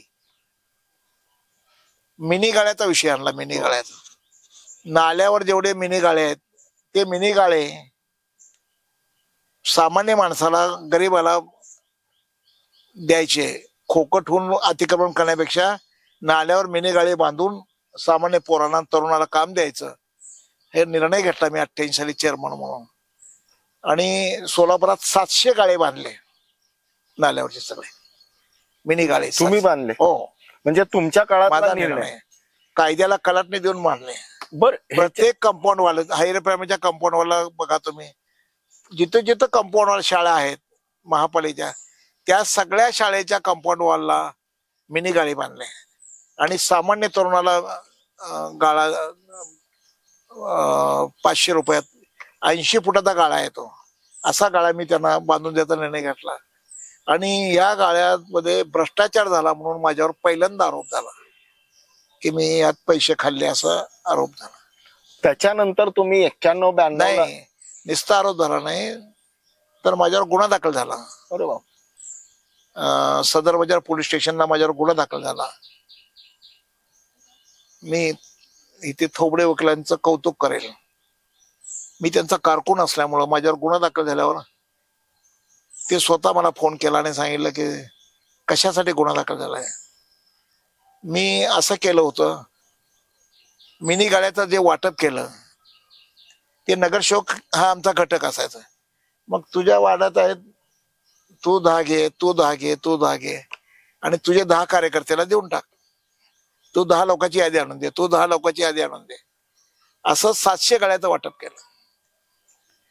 त्यानंतर काही ठिकाणी असं झालं की उशीर आले. कयूम म्हणणारा माझा मित्र उशीर आला, गाळा पक्षाचा कार्यकर्ता होता. असे काही कार्यकर्ते उशीर आले आणि आम्हाला गाळा मिळाला नाही, आमच्या माणसाला मिळाला नाही, आम्ही पक्षाचे नाहीत का म्हणून भांडण राहिले. म्हणून समजा तुम्हाला 15 गाळे दिले असेल तर 5 कमी केले त्यातले आणि हे 5 घातले. अशी खाडाखोड केली गाळ्यात, गाळ्याच्या यादीमध्ये अशी खाडाखोड केली.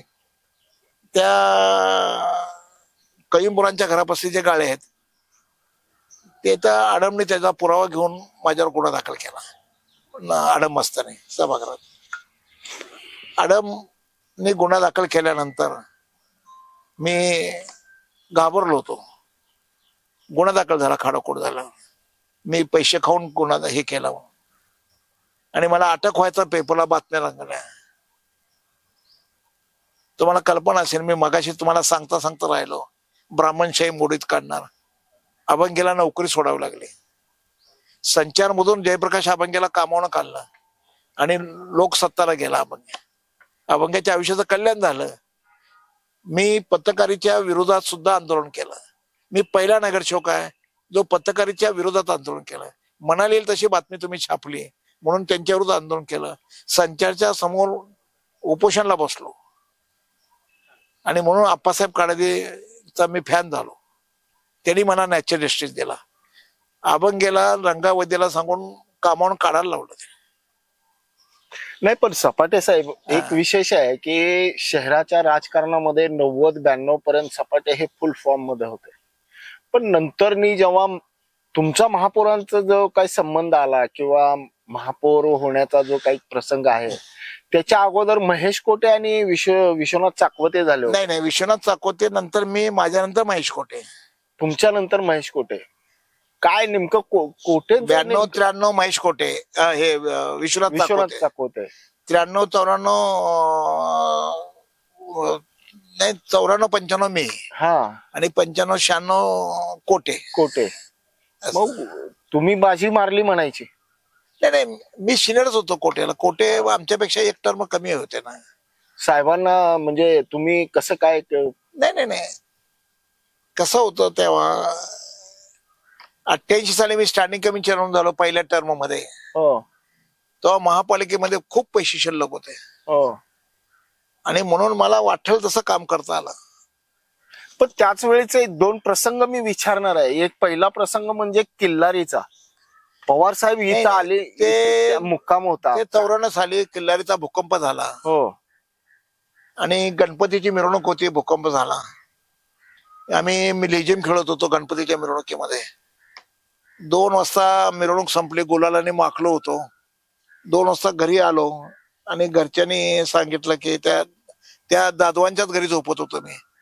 त्याने सांगितलं गच्चीवर झोपा, गुलाल अंगाचा गुलाल असल्यामुळं गादी खराब होते.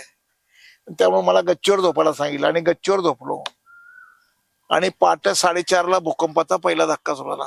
बिल्डिंग हलायला लागली अशी. आयुष्यात भूकंप मी पण पहिल्यांदा बघत होतो, मला माहित नाही भूकंप कसा. आणि सगळे घरातले खाली आले आणि खालनं सगळे ओरडत होते, खाली या म्हणून.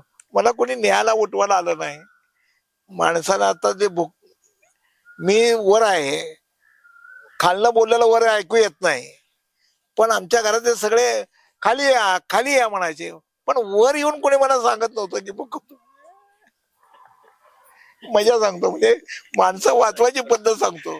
काय मला काहीच कळत नव्हतं, खाल्ले गोंधळ ऐकू पण येत नव्हतं. मी गच्चीवर झोपलो. म्हणजे चमडी बचाव पद्धतीचं होतं. म्हणजे आणि मग बिल्डिंग खूपच हालल्यानंतर मला जाग आली. जाग आल्यावर मी खाली बोललो. मग या लवकर या म्हणलं. मग खाली आलो. म्हणलं काय झालं? भूकंप झाला म्हणले. भूकंप झाला म्हणल्यानंतर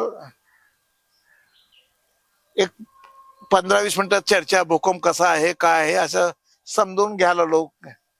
महापौर होतो मी. आणि तोपर्यंत मला पवार साहेबांचा फोन आला माझ्या फोनवर, लँडिंग फोनवर. तेव्हा मोबाईल नव्हता. पवार साहेब मुख्यमंत्री होते. मनोहर सपाटे, महापौर साहेब, मी शरद पवार बोलतो. किल्लारीला भूकंप झालेला आहे, आपल्याला काय मदत पाठवता येते ते पाठवा आणि काय करता येईल त्यांच्यासाठी ते करा. पण ताबडतोब गतिशील यंत्रणा करा. कुठली यंत्रणा आपल्याला जी जमल ते करा, असं साहेबांना. आयुष्यात शरद पवार पहिल्यांदा माझ्याशी डायरेक्ट फोनवर बोललेलं आहे. पहिला शरद पवार बोलायची स्टाईल सुद्धा पहिल्यांदा जाणलेली आहे. आणि मग बाहेर आलो. पहिले माझ्या वार्डात गेलो, खमितकर कॉम्प्लेक्सला. तिथं सगळी ब्राह्मण वस्ती होती, 90 फ्लॅट ब्राह्मणाचे. तिथं गेलो पहिल्यांदा. कुठं काय पडलंय का बघितलं. बाकी कुठं इमारती नव्हत्या, बाकी झोपडपट्टी आमची. त्यामुळे आमच्या झोपडपट्टीत पडायचा काय प्रश्न नाही. आमच्या वार्डामध्ये फक्त इमारत म्हणजे खमितकर कॉम्प्लेक्स. खमितकर कॉम्प्लेक्सला गेलो. इमारती पहिल्यांदा झालेल्या होत्या तिथं. कुठली पडली का, कुठली चिर गेली का, गेले बघितले केले. आणि 6:30 वाजता आलो. कलेक्टर, मला वाटतं तो कोण कपूर होता का, आता मला नाव आठवत नाही, पण कलेक्टर आणि महापौर, मी, अशी आमच्या तिघाची कमिटी केली आणि एक सिव्हिल सर्जन शासनाने. आणि तिघाची कमिटी करून सांगितलं जे काय मदत करायची म्हणल्यानंतर मी माझी महापौराची गाडी घेतली, कॉडले सुद्धा गाडीत गेलो किल्लारीला. रस्त्यात तिथं किल्ल्याला गेल्यानंतर गाडी पुढे जाईना, ढीग लागले होते, माणसं मरून पडली होती, काही तळमळत होती. सगळा कलेक्टर यायच्या अगोदर आम्ही पोहोचलो तिथं. तिकडला कलेक्टर यायच्या अगोदर आम्ही पोहोचलो किल्लारीला. आणि बघितलं सगळे बुडदे एवढत पडले होते. कोण हाताचं सोनं काढत होतं, कोण लाकेट काढून घेत होतं. पाऊस पडत होता रात्रभर आणि काय करायचं कळत नव्हतं. मला पण नॉलेज नव्हतं, पण समय सूचकतेनं आलेलं नॉलेज किती फायद्याचं ठरतं. मी सोलापूरच्या सिटी बस बोलवल्या, आदेश दिला, आयुक्ताला सांगितलं सगळ्या बसेस पाठवा इकडे. आणि 10-12 बसेस तिकडे आल्या आणि बसेस म्हणजे ते सगळे जखमी माणसांना घातलं आणि शिवीला आणलं. 1200 ते 1300 जखमी माणसं आणली. सोलापूरच्या सगळे हॉस्पिटल ताब्यात घेतले, वाडिया, सिव्हिल हॉस्पिटल, आणि या सगळीकडे उपचार यंत्रणा सुरू केली. त्यावेळेस पवार आणि परिस्थिती सांगतो, माझं यंत्रणा आणि माझं काम कलेक्टरच्या समितीच्या माध्यमातून मी केलं. सिव्हिल सर्जन, कलेक्टर आणि मी, महापौर. शरद पवारांनी इथं सोलापुरात आल्यानंतर विधानसभेत कौतुक केलं की सरकारचा माणूस जाण्यापूर्वी सोलापूरचे महापौर गेले, त्यांनी महाराष्ट्रातल्या सगळ्या सिव्हिल सर्जन त्यांची एक कॉन्फरन्स सोलापुरात घेतली मेडिकल कॉलेजमध्ये. आणि आफ्टर अर्थक्विक भूकंप झाल्यानंतरच्या सर्व्हिसेस काय या विषयावर माझं लेक्चर ठेवलं शरद पवारने. सगळे सिव्हिल सर्जन, देशातले सिव्हिल सर्जन आले आणि माझं लेक्चर ठेवलं. आणि मग मी काय असतं मोठेपण, मी भाषण केलं भूकंपानंतरच्या सर्व्हिसेस विषय मराठीत, इंग्लिश मध्ये आफ्टर अर्थक्वेक. आणि मी भाषण केलं कशा सर्व्हिसेस दिल्या, सिटी बस कशा पाठवल्या, पेशंट कसे आणले, भाकरी कशा पाठवल्या, जेवण कसं पाठवलं, दवाखान्याची सोय काय केली, दुधाची सोय काय लहान मुलांना केली, या सगळ्या सर्व्हिसेस कशा केल्या. आणि शरद पवार राज्याचा मुख्यमंत्री इथं येऊन काय करत होते. नाही पण सपाटे साहेब, एक वेगळेच शरद पवार बघायला मिळाले तेव्हा. हो, 15 दिवस शरद पवार डागमंडल्यात राहिले, 1 महिनाभर, आणि सगळं शासन इथं ठेवलं. आणि काय काम करत असं सत्तेवरून जनतेचं ते शरद पवारांनी शिकवलं. प्रत्यक्ष बघितलं, प्रत्यक्ष बघितलं. आणि मी नतमस्तक झालो शरद पवारच्या त्या अंतर्मनाला आणि भावनेला नतमस्तक झालो. शरद पवारांनी ते काम केलं. भूकंपामध्ये अनेक कॉलन्या उभा केल्या, घर बांधली, खूप घर बांधली. आणि भूकंपानंतरच ते किलारी वगैरे पुनर्वसनच एक पद्धतीनं केलं, पुनर्वसन केलं ते. हो, मला महानगरपालिकेमधून आम्ही 200 टेनामेंट झोपड्या बांधल्या, 200 पत्र्याच्या घरं बांधले. आणि विश्वनाथ चाकोते माझ्या अगोदरचे महापौर होते. आणि मी त्या 200 घरांना जे पत्रे घेतले ते तिथं घेतले त्यांच्या गल्लीत. त्यात मी भ्रष्टाचार केला असे आरोप होत राहतात. आणि असा आरोप करून विधानसभेत प्रश्न विचारला. विश्वनाथने दुसऱ्या आमदारला दिला आणि विधानसभेत प्रश्न विचारलाय. बरं, आणखी एक प्रश्न असा प्रसंग विचारतोय मी. तुम्ही महापौर असताना लता मंगेशकरांचा सत्कार केला, महापौर काय महापालिकेकडून सन्मानपत्र दिलं. त्यावेळेस मोहिते पाटील आणि पवारांचा वाद होता. नाही, मोहिते पाटील आणि पवारचा नाही, विलासराव आणि पवार, विलासराव देशमुख आणि पवार. काय झालं, आम्ही लता मंगेशकरचा ठराव सभागृहात पास झाला आणि मला लोकांनी सांगितलं की तू करू शकतो, लता मंगेशकरला आण, तू आणू शकतो. मला लोक असे पंप करायचे आणि मला महापौर साहेब तुम्ही करू शकता, हो तुम्हाला येतं, आणि मला पंप केला की मी फुकायचो काय. आणि मग ते इनोसबाई वरडायचे, सगळे सिनियर लोक वरडायचे, याला काय डोक्याचा भागच नाही, कोणी पंप दिला कोणी भाव दिला की यांना कामाला लागतंय म्हणले काय. आणि रात्रंदिवस कामाला 65 वेळा मी लताबाईच्या घरी गेलो, 65 वेळा. नंदू मुस्तारे, विजय मुळे, आमचा अधिकारी गोडबोले, असे वेगवेगळे माणसं बरोबर घेऊन 65 वेळा लता मंगेशकर गेले. आणि 65व्या वेळी मला लता मंगेशकर भेटल्या. नहीं चाहिए मुझे सत्कार, क्या मेरा सोलापुर से ताल्लुकात है, मैं नहीं सोलापुर को जानती, मुझे नहीं चाहिए, असं किंचाळली लता मंगेशकर. मग मी त्यांना सांगितलं की मला लता मंगेशकरची बहीण उषा, मीना असे 2-3 बहिणी, ते उषा बाहेर आले आणि मला म्हणाले दीदी सत्कार नको म्हणते, तुम्ही चहा घ्या आणि या. नाही म्हणलं का नको म्हणतात, ते म्हणाले महापौर विचारतात का नको म्हणताय म्हणून. परत जाऊन विचारलं, मेरा सोलापुर से क्या ताल्लुकात है, क्यों कर मुझे करना सत्कार करना चाहते हैं, मेरा कोई ताल्लुकात नाही सोलापुर से, मैं नहीं आना चाहती. असं म्हणल्यानंतर मी उषा मंगेशकरला सांगितलं की लता मंगेशकर हे आयुष्यातलं पहिलं गाणं सोलापुरात गायलेत. त्यांच्या आयुष्यातलं पहिलं गाणं हे त्यांनी सोलापुरात गायलंय. आणि हे जाऊन त्यांनी लता मंगेशकर सांगितलं. लता मंगेशकर सिरियस झाल्या. कोण म्हणताय, कोण बोलताय, ते महापौर सांगतायत. ठीक आहे, मी भेटते. आणि लता मंगेशकर फ्रेश होऊन आल्या बाहेर आणि मला सगळ्यांना वंदन केलं. गोडबोले होते, नंदू मुस्तरे होते, विजयमुळे, आणि नमस्कार केला त्यांनी. आणि त्यांचा नमस्कार झाल्यानंतर आम्हाला पंचायत पडली, लता मंगेशकर आपल्याला असं वाकून नमस्कार करतायत त्या खानदानी स्त्रीप्रमाणे. आणि म्हणून मी लोटांगणच घातलं लता मंगेशकर समोर. मला समजे ना, आता एवढी मोठी व्यक्ती आपल्याला एवढा वाकून नमस्कार करतो, मला कळेल ना. म्हणलं काय करायचं, म्हणलं उठलो आणि असं लोटांगण घातलं. आणि मी लोटांगण घातल्यामुळं बाकी सगळ्यांनी लोटांगण घातलं. आणि लता मंगेशकर आम्ही 2.5 तास चर्चा केली. 2.5 तास लता मंगेशकर, उषा मंगेशकरने मला असं मागणं खुणवलं, आता बंद करा तुम्ही बोलणं. लता दिदी आयुष्यात एवढं कोणाशी बोलली नाही असं मला मागणं खुणवत होते. पण लता दिदी आणि माझं बोलणं, आणि लता दिदीला बोललो काय, युनुसबाई शेखने माझ्याकडे, युनुसबाई शेखच्या वडिलांनी, लता मंगेशकरने त्याच्या वडिलाबरोबर सरस्वती चौकामध्ये रस्त्यावर गाणं म्हणले होते वडील त्यांचे.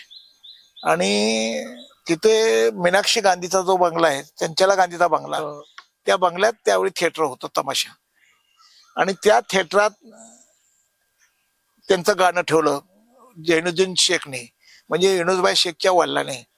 बहुत गाणं ते थिएटर ते चालवत होते. आणि ते गाणं म्हणाला त्या थिएटर लता मंगेशकरच्या वडिलांनी युनुसबाई शेखना जैनुद्दीन शेखना सांगितलं, मेरी बच्ची को भाई एक गाना बहुत हुशार है, बहुत आवाज अच्छा है, उसको संधी देंगे.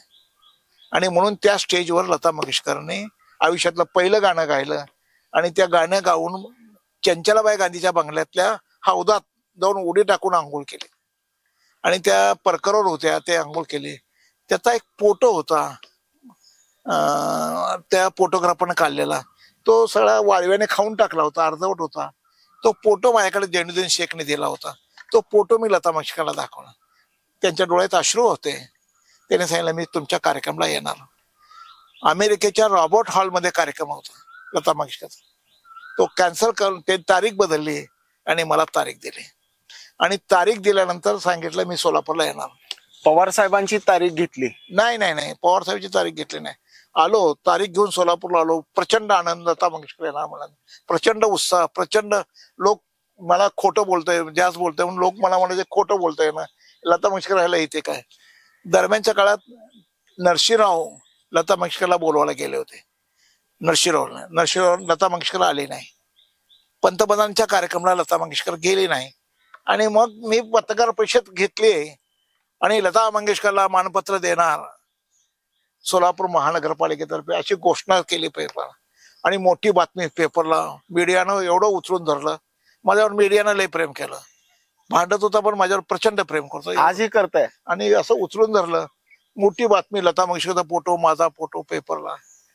सगळे पेपर फर्स्ट पेजवर माझंच पहिलं पण माझ्यासाठी रिझर्व व्हायचं. आणि मग ती बातमी बघून शरद पवारला कळली. शरद पवारने फोन केला युनुसबाईला, अरे तुझ्या महापौराच्या डोक्यावर काही परिणाम झालाय का म्हणले काय.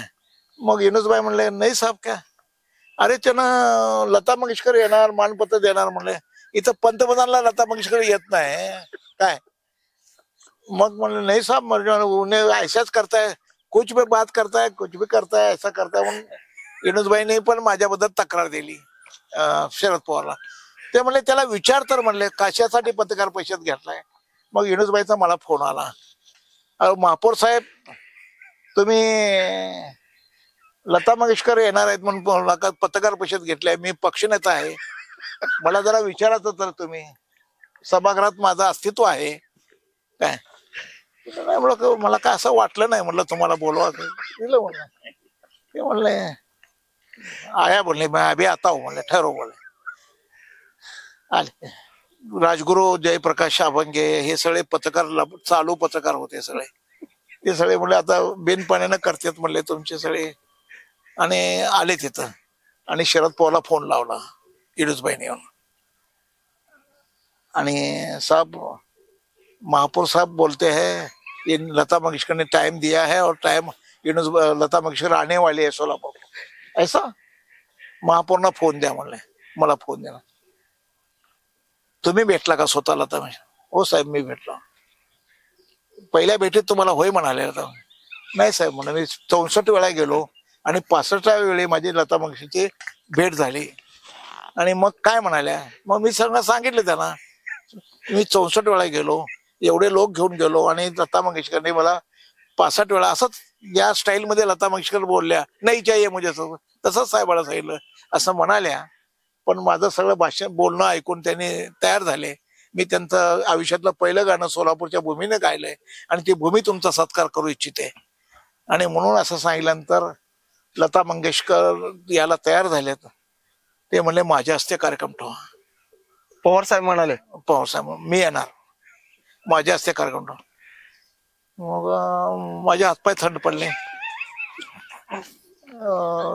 विलासराव सांस्कृतिक मंत्री होते, शिंदे साहेब सांस्कृतिक मंत्री होते. विलासरावच्या हस्ते सुशोकवाच्या अध्यक्षकाले विजयसिंह मोहिते पाटलाच्या उपस्थितीत कार्यक्रम असा ठरला होता आमचा.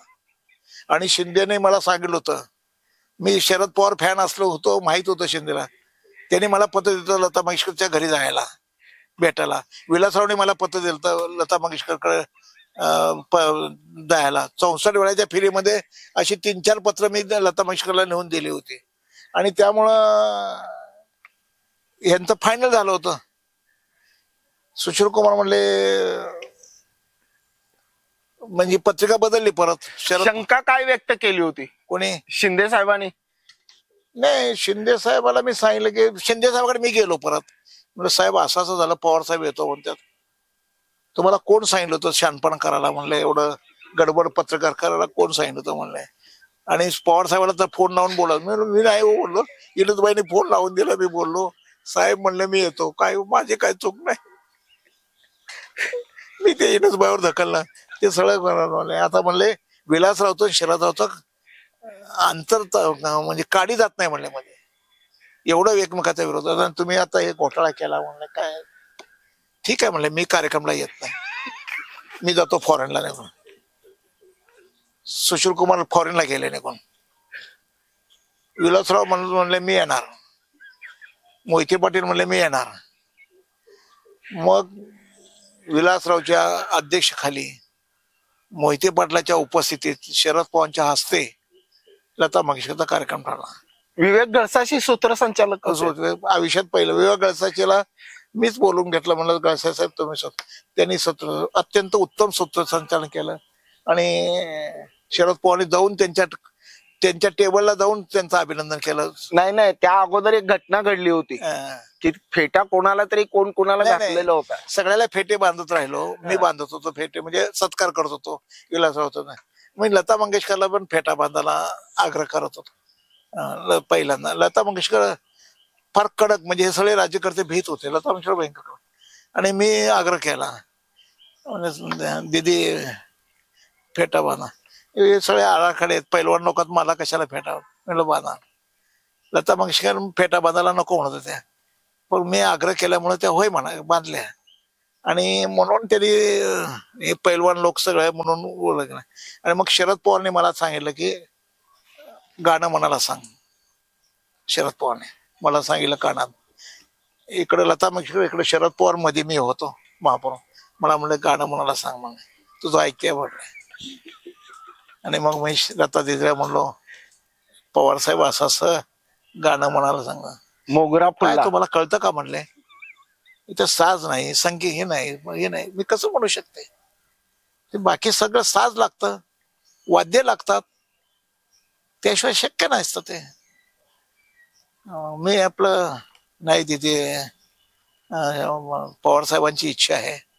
हो, तुमच्या पवार साहेबांची इच्छा असेल असं होत नसतं म्हणलं. गप्प बसलो. माझा चेहरा जरा काढून बघून लता मंगेशकर भाषणाला उभारल्याने गाणं म्हणलं, मोगरा फुलला. स्टेजवर गाणं म्हणाले. लता मंगेशकरने गाणं म्हणल्यानंतर साहेब म्हणाले, काय जादू केला रे म्हणले. काय, मी लोण्यामध्ये शिक केलं होतं त्याला. लता मंगेशकर लोण्यामध्ये मटण शिजवलं, म्हणजे मटणचं शिक केलं आणि ते खायला सोलापूर क्लबला जेवण ठेवलं होतं. लता मंगेशकरनं ते शिक असं तोंडात आपण ठेवतो ना बाम गोळा, तसं ते ठेवलं तर इगरत होतं. असं केलं होतं आणि ते सगळं जेवण बघितलं. लता मंगेशकरने म्हणले, मी 2 दिवस राहणार म्हणले, मला हे शिक परत उद्या खायचं म्हणलं. लता मंगेशकर शरद पवार सांगितले, लता दिदी 2 दिवस राहतो म्हणतात. म्हणून माझ्या घरी उद्या जेवण म्हणलं. पण शिवाजी चौकात ज्या घरात मी राहत होतो तिथं त्या लता मंगेशकर आल्या दुसऱ्याशी जेवायला. तिथं दुसऱ्याशी आल्या, पोरेंची तिथं भेट घातली. तिथं काय केलं जेवण? शिकच ते शिक परत 5 किलो शिक बांधून दिलो. परत पंढरपूरचं दर्शन झालं तिथं. तुळजापूरला नेलं, अक्कलकोटला नेलं. तुळजापुरात तर गेल्यानंतर लता मंगेशकरने गाणं म्हणलं बाबा ते जय सुते जय सुते, हे देवीचं गाणं म्हणलंय. सगळं प्रचंड गर्दी, तुफान गर्दी होती. उभारायला जागा नव्हता. पण सायलेंट झालं लता मंगेशकर. प्रचंड आवाजात जादू. लता मंगेशकरचा आवाज म्हणजे परमेश्वराचा आवाज, असे जादू. एक प्रसंग कोपरखळी विवेक गणसाशीनी मारली होती त्या त्या कार्यक्रमामध्ये काय होती? विलासराव आणि शरद पवार. काय होती मला जरा तो सांगाय की. मला नाही सांगता येणार ते. नाही तरी पण जग जाहीर आहे.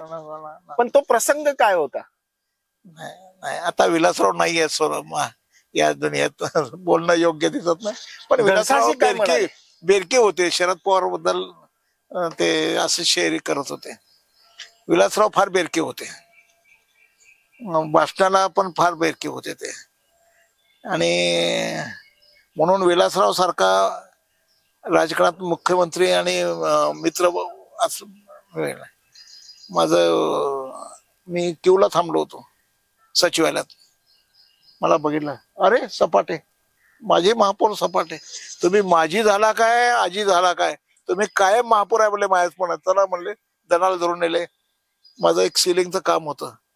एक 5 एकर जमीन सिलिंग मुक्त करायची होती. असं उभारल्या करून दिलं. सपाटे साहेब, तुम्ही अनेक राजकीय पुढाऱ्यांच्या सहवासामध्ये आले. त्यामध्ये मी अगदी म्हणजे तुम्हाला भावलेले कोण आहेत, तुम्हाला आवडते कोण आहेत? नाही कसं आहे, असं तर नावं ठेवणं योग्य दिसत नाही. आता शिंदे साहेबाला असं धाडच नाही काम करायचं. शिंदे साहेब प्रेम द्यायला खूप चांगला आहे, पण असं कामासाठी धाडस करत नाही.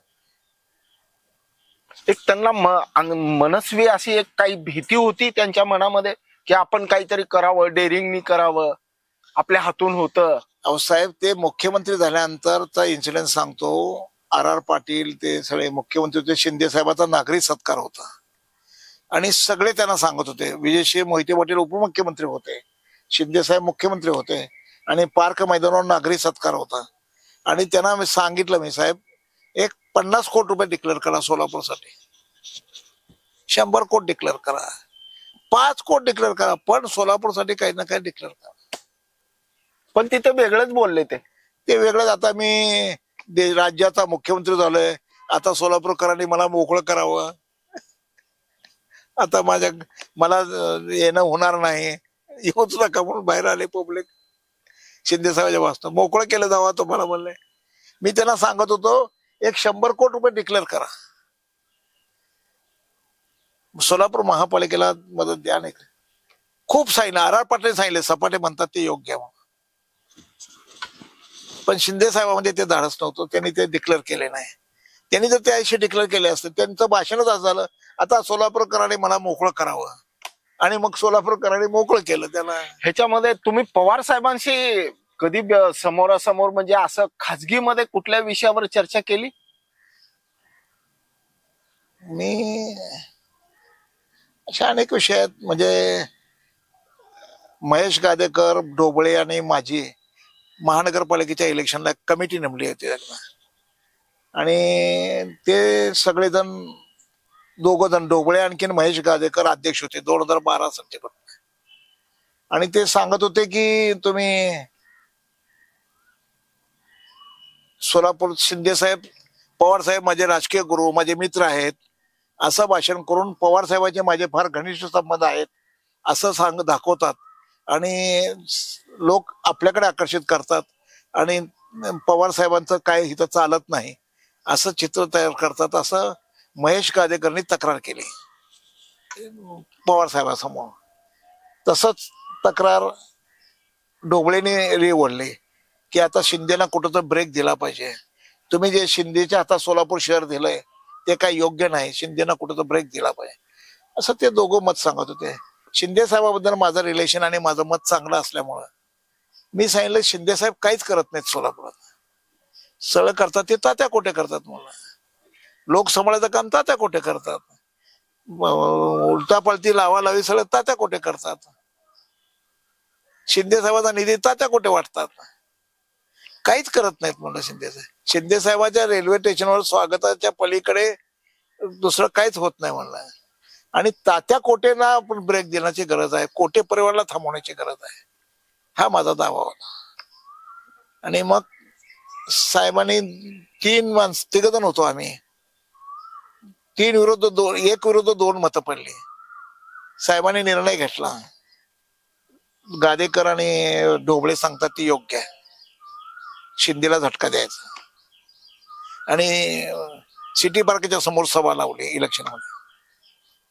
आणि त्या सभेची गर्दी करायची जबाबदारी बादेराने अध्यक्ष म्हणून माझ्यावर दिली, कारण तिथून माझा वाढ चालू होतो. पुढे पांढरा चौक तिथून जवळ आहे. सभा फेल गेली तर सपाट्याने बदमाशगिरी केली असं सांगायला मोकळे. आणि ते मी शरद पवारच्या स्वागताला सभेला शरद पवार आले, इलेक्शनचा प्रचार सुरू झाला महापालिकेच्या. शरद पवार बालाजी सरोवरला उतरले. मी स्वागताला जाऊ शकलो नाही, इथं पार्क पाशी गर्दी करायच्या तयारीत होतो. आणि मग तिथं बालाजी सरोवर मध्ये त्यांनी शरद पवारांना ह्या सगळ्यांनी साधुलनी बाटी सगळ्यांनी शिंदे साहेबाच्या विरोधात साहेबाला अनेक गोष्टी सांगितल्या. अशा 100 प्रश्न त्यांनी लिहून दिले. शिंदे साहेबांनी हे वाटोळ केलं, शिंदे साहेबांनी. आणि शरद पवार असं फिट झाले की आता शिंदेच्यावर बॉम्ब टाकायला. आणि मी मात्र तिथं नव्हतो, मी गेलोच नाही, कारण माझ्याकडे ही सभेची गर्दी होती म्हणून. गादेकरनं माझी बसायची खुर्ची स्टेजवरची अध्यक्षते असल्यामुळं सगळ्यात शेवटी ठेवली होती. म्हणजे माझी खुर्ची लास्ट होती, बाकी सगळे आमचे पक्षाचे पुढारी ज्युनियर माझ्यापेक्षा ते पण पुढं लाईनला पुढे होते आणि माझी खुर्ची लांब ठेवली होती. आता अध्यक्षांनी ठेवल्यानंतर काय बोलता येत नाही. आणि साहेब आल्यावर मी स्टेजवर साहेबाचा सत्कार करायचा ठरवलं तिथं. तर तो कार्यक्रम साहेबाच्या पुण्याच्या घरी ठरला होता आणि साहेबांनी तेव्हाच तो कार्यक्रम ठरवून दिला. मी तेव्हा शिंदे साहेबाची बाजू घेतली की शिंदे साहेब काय करत नाही, जे करतात ते सोलापुरात कोटे करतात, इलेक्शन सुद्धा कोटे लढतात, शिंदे साहेब काहीच करत नाहीत म्हणून. असं सांगितल्यानंतर सुद्धा शरद पवारांनी त्यांच्या बाजूने निर्णय घेतला आणि ते सभेला आले. आणि त्या स्टेजवर शरद पवारचा दणका कसा असतो त्याचं उदाहरण देतो तुम्हाला. गादेकर शरद पवारच्या शेजारी खुर्ची होती, पक्षाचा अध्यक्ष म्हणून. त्यांना उठवलं आणि मला बोलवलं. तुफान गर्दी होती आणि त्यांनी जे सगळे प्रश्न लिहून आणले होते बालाजी सरोवरमध्ये, त्या सगळ्या प्रश्नाचे उत्तर मला विचारले. ह्याला शिंदे साहेबांचा काय संबंध आहे, ह्याला शिंदे साहेबांचा काय संबंध आहे, हे शिंदे साहेबांचा काय संबंध आहे, शिंदे साहेबांना माहित पण नाही म्हणलं हा विषय. शिंदे साहेब सोलापूरच्या विकासावर कधी हे काहीच करत नाही. शिंदे साहेबांना दोष देण्याचा काय संबंधच नाही. आणि माझं असं म्हणणं होतं की शिंदे साहेबांना दोष देऊ नका ना, हे यांना काम करत आहे, ते त्यांना करत आहे, ते खासदार साधूचं काम आहे, हे काम आहे, हे आमदाराचं काम आहे, हे आमदाराचं काम आहे. इथं शिंदे साहेबांचा संबंध येत नाही. आणि तुम्ही सगळ्या शिंदे साहेबांच्या माथी कशाला मारता. ह्यांना असं वाटलं की मी शिंदे साहेबांची बाजू घेतोय. आणि मग शरद पवारने असं सगळीकडे दाखवलं. मी शरद पवार मला विचारतायत असे मीडियाने सगळे फोटो काढले आणि ते सुशील कुमारला पाठवून दिले दिल्लीला. सुशील कुमार 2 पॅक जास्त झाले तिथं आणि मला फोन आला रात्री 12 वाजता, सपाटे तुम्ही माझ्यावर काय केलं? माझी 50 वर्षाची मैत्री आहे, तुम्ही ती माझी मैत्री तोडताय. शरद पवार चुकीची माहिती आहे. अहो म्हणलं साहेब मी नाही सांगितलो. फोन बंद केला. सकाळी उठून 4ला उठलो, गाडी काढलो, पुण्याला गेलो, पुण्यावरून लगेच दिल्लीला गेलो, शिंदे साहेबांच्या घरी गेलो. साहेब नाही हो, हे कोटेनं गादेकरनं केलेलं खेळ आहे राजकीय, माझा काही संबंध नाही. मला मी शरद पवारला उलट नाही म्हणून सांगितलं निगेटिव्ह. शरद पवारने त्या स्टेजवर अशी माहिती वातावरण निर्माण केलं की मी शरद पवारला सगळं ब्रीफिंग करतोय. पवार आहेत शेवटी. पवार आहे धक्का मारला आणि मला शिंदेच्या गोट्यामध्ये टाकले. नाही, शिंदेच्या ह्याच्यातनं मी बाद झालो सगळं, म्हणजे मला बाद करून टाकलं शिंदे. शरद पवारचा धक्का म्हणजे नाही, पण पवार साहेब आणि शिंदे साहेबांची दोस्तीच नाही रे. नाही, पवार साहेबाचं कसं आहे, कधीच माणूस सोडत नाहीत आणि कधी ज्यानं कोणासाठी काही केलं असेल तर ते फार बोलून पण दाखवत नाहीत. अच्छा, त्यांचं वैशिष्ट्य हे आहे. आणि त्या माणसालाच बोलावं लागतं स्वतः की पवार साहेबांनी माझ्यासाठी हे केलं म्हणून. पवार साहेब कधी बोलून दाखवत नाहीत, त्याला बोलतं करतात. पवार साहेबांचं राजकारणात कसं आहे, या माणसाला जर फायदा केला असेल तर त्याला बोलतं करतात. या 40 वर्षाच्या राजकारणामध्ये सोलापूर शहराचं नेतृत्व शिंदे ऐवजी दुसऱ्याकडे राहिलं असतं तर शहराचा विकास अरे 100%, 1% सुद्धा खोटा नाही. पण काय झालं, शिंदे साहेबांचा स्वभाव तात्याशिवाय काय काडी हलायची नाही. शिंदे साहेबाला काय सांगितलं की तात्याकडे ते कागद जायचं नाही. पण आम्हाला माहित आहे कोटे आणि सपाट्यांचं वैर वेगळंच आहे, ते रसायन वेगळंच झालंय, पण आता निथळलंय. पण एक गोष्ट तुमच्याकडे आहे अजूनही. नाही, काय करायचं आता त्याला. आता ते एक गोष्ट तुमच्याकडे आहे. यापेक्षा वाईट काय असेल लक्षात ठेवा की परवाचं विधानसभेचं कोटेचं इलेक्शन शरद पवारने मला निरोप दिला, तुम्हाला कोटेचं काम करावं लागेल अन्यथा मला सोडावं लागेल.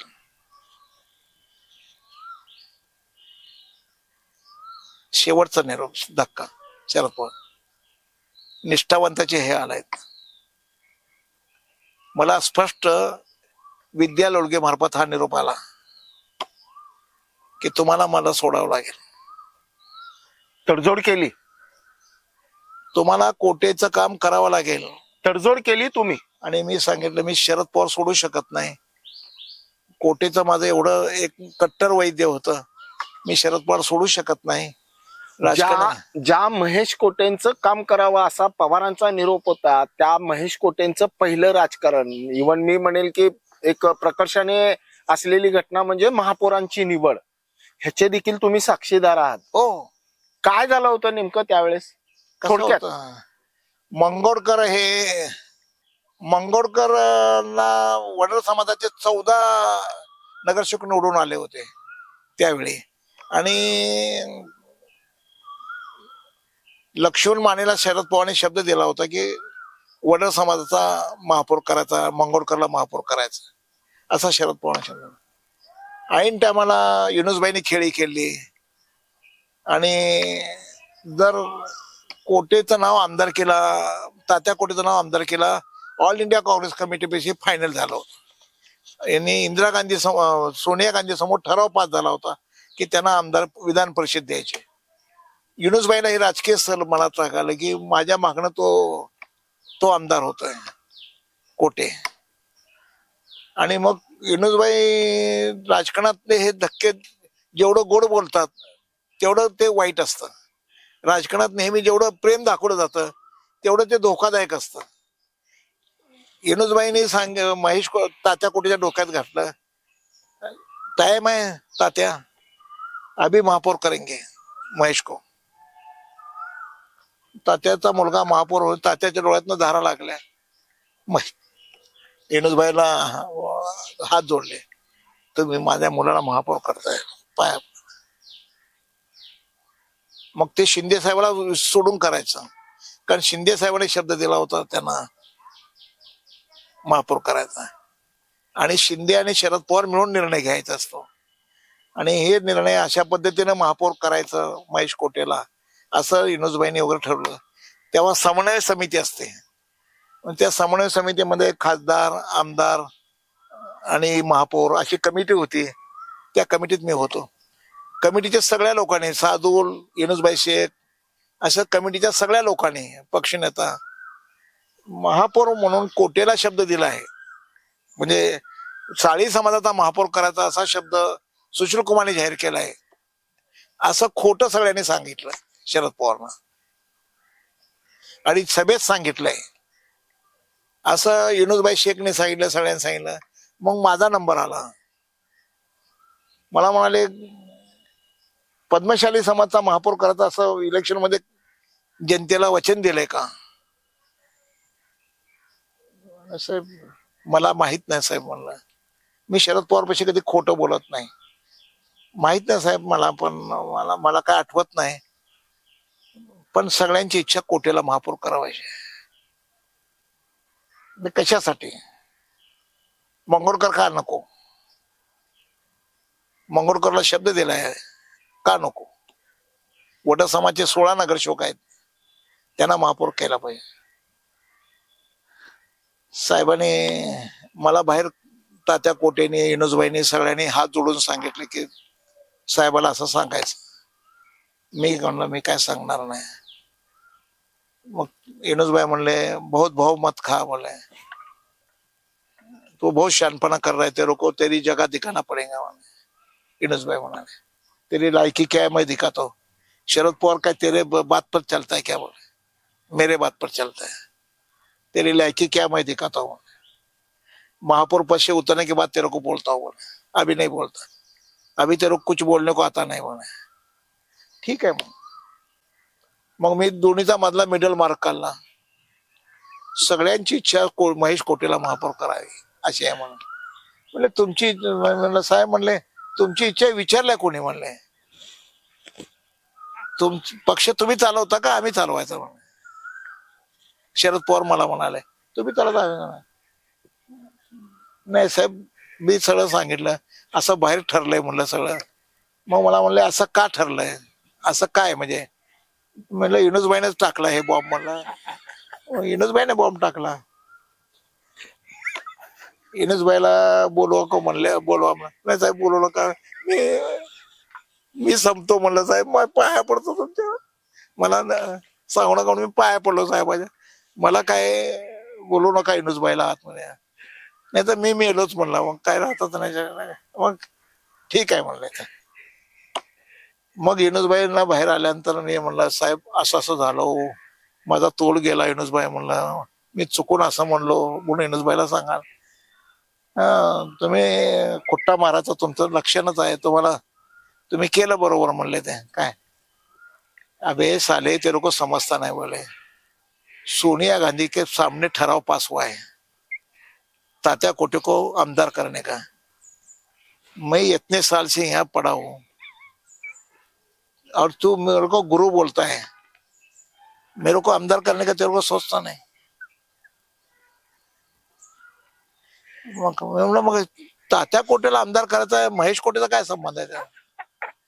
तो बाद में समझेगा तेरे को. अभी महेश कोटे को आमदार महापौर करना जरूरत आहे. आणि महेश कोटेला महापौर घोषणा केली शरद पवारने. युनुसभाईचा निर्णय फायनल आहे. सुशीलकुमार शिंदे सोलापुरात आले, घोषणा झाल्या. मला फोन आला शिंदेचा, फार्म हाऊसवर बोलवलंय आणि असं माझा गळा दाबायला आलाय. कशाला शरदरावला खोटं सांगितलं? महापौर साहेब कशासाठी केलं हे सगळं पाप? म्हणलं मी नाही हो, युनुसभाईने केलं, मला मी नाही सांगितलं. तुम्ही सगळ्यांनी सांगितलं शरदरावला. मला शरदरावने सांगितलं की समन्वय समिती सगळी सांगते महेश कोटेला महापौर करायचं ठरलंय.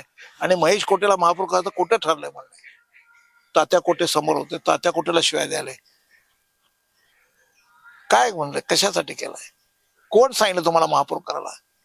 कोण तुम्हाला सुचवलं? तात्या कोटे. मी म्हणलं तात्याला पुत्रप्रेम आडवं आलं साहेब, आणि इणूजबाईला राजकारण आडवं आलं. म्हणलं काय, आणि ते झालं.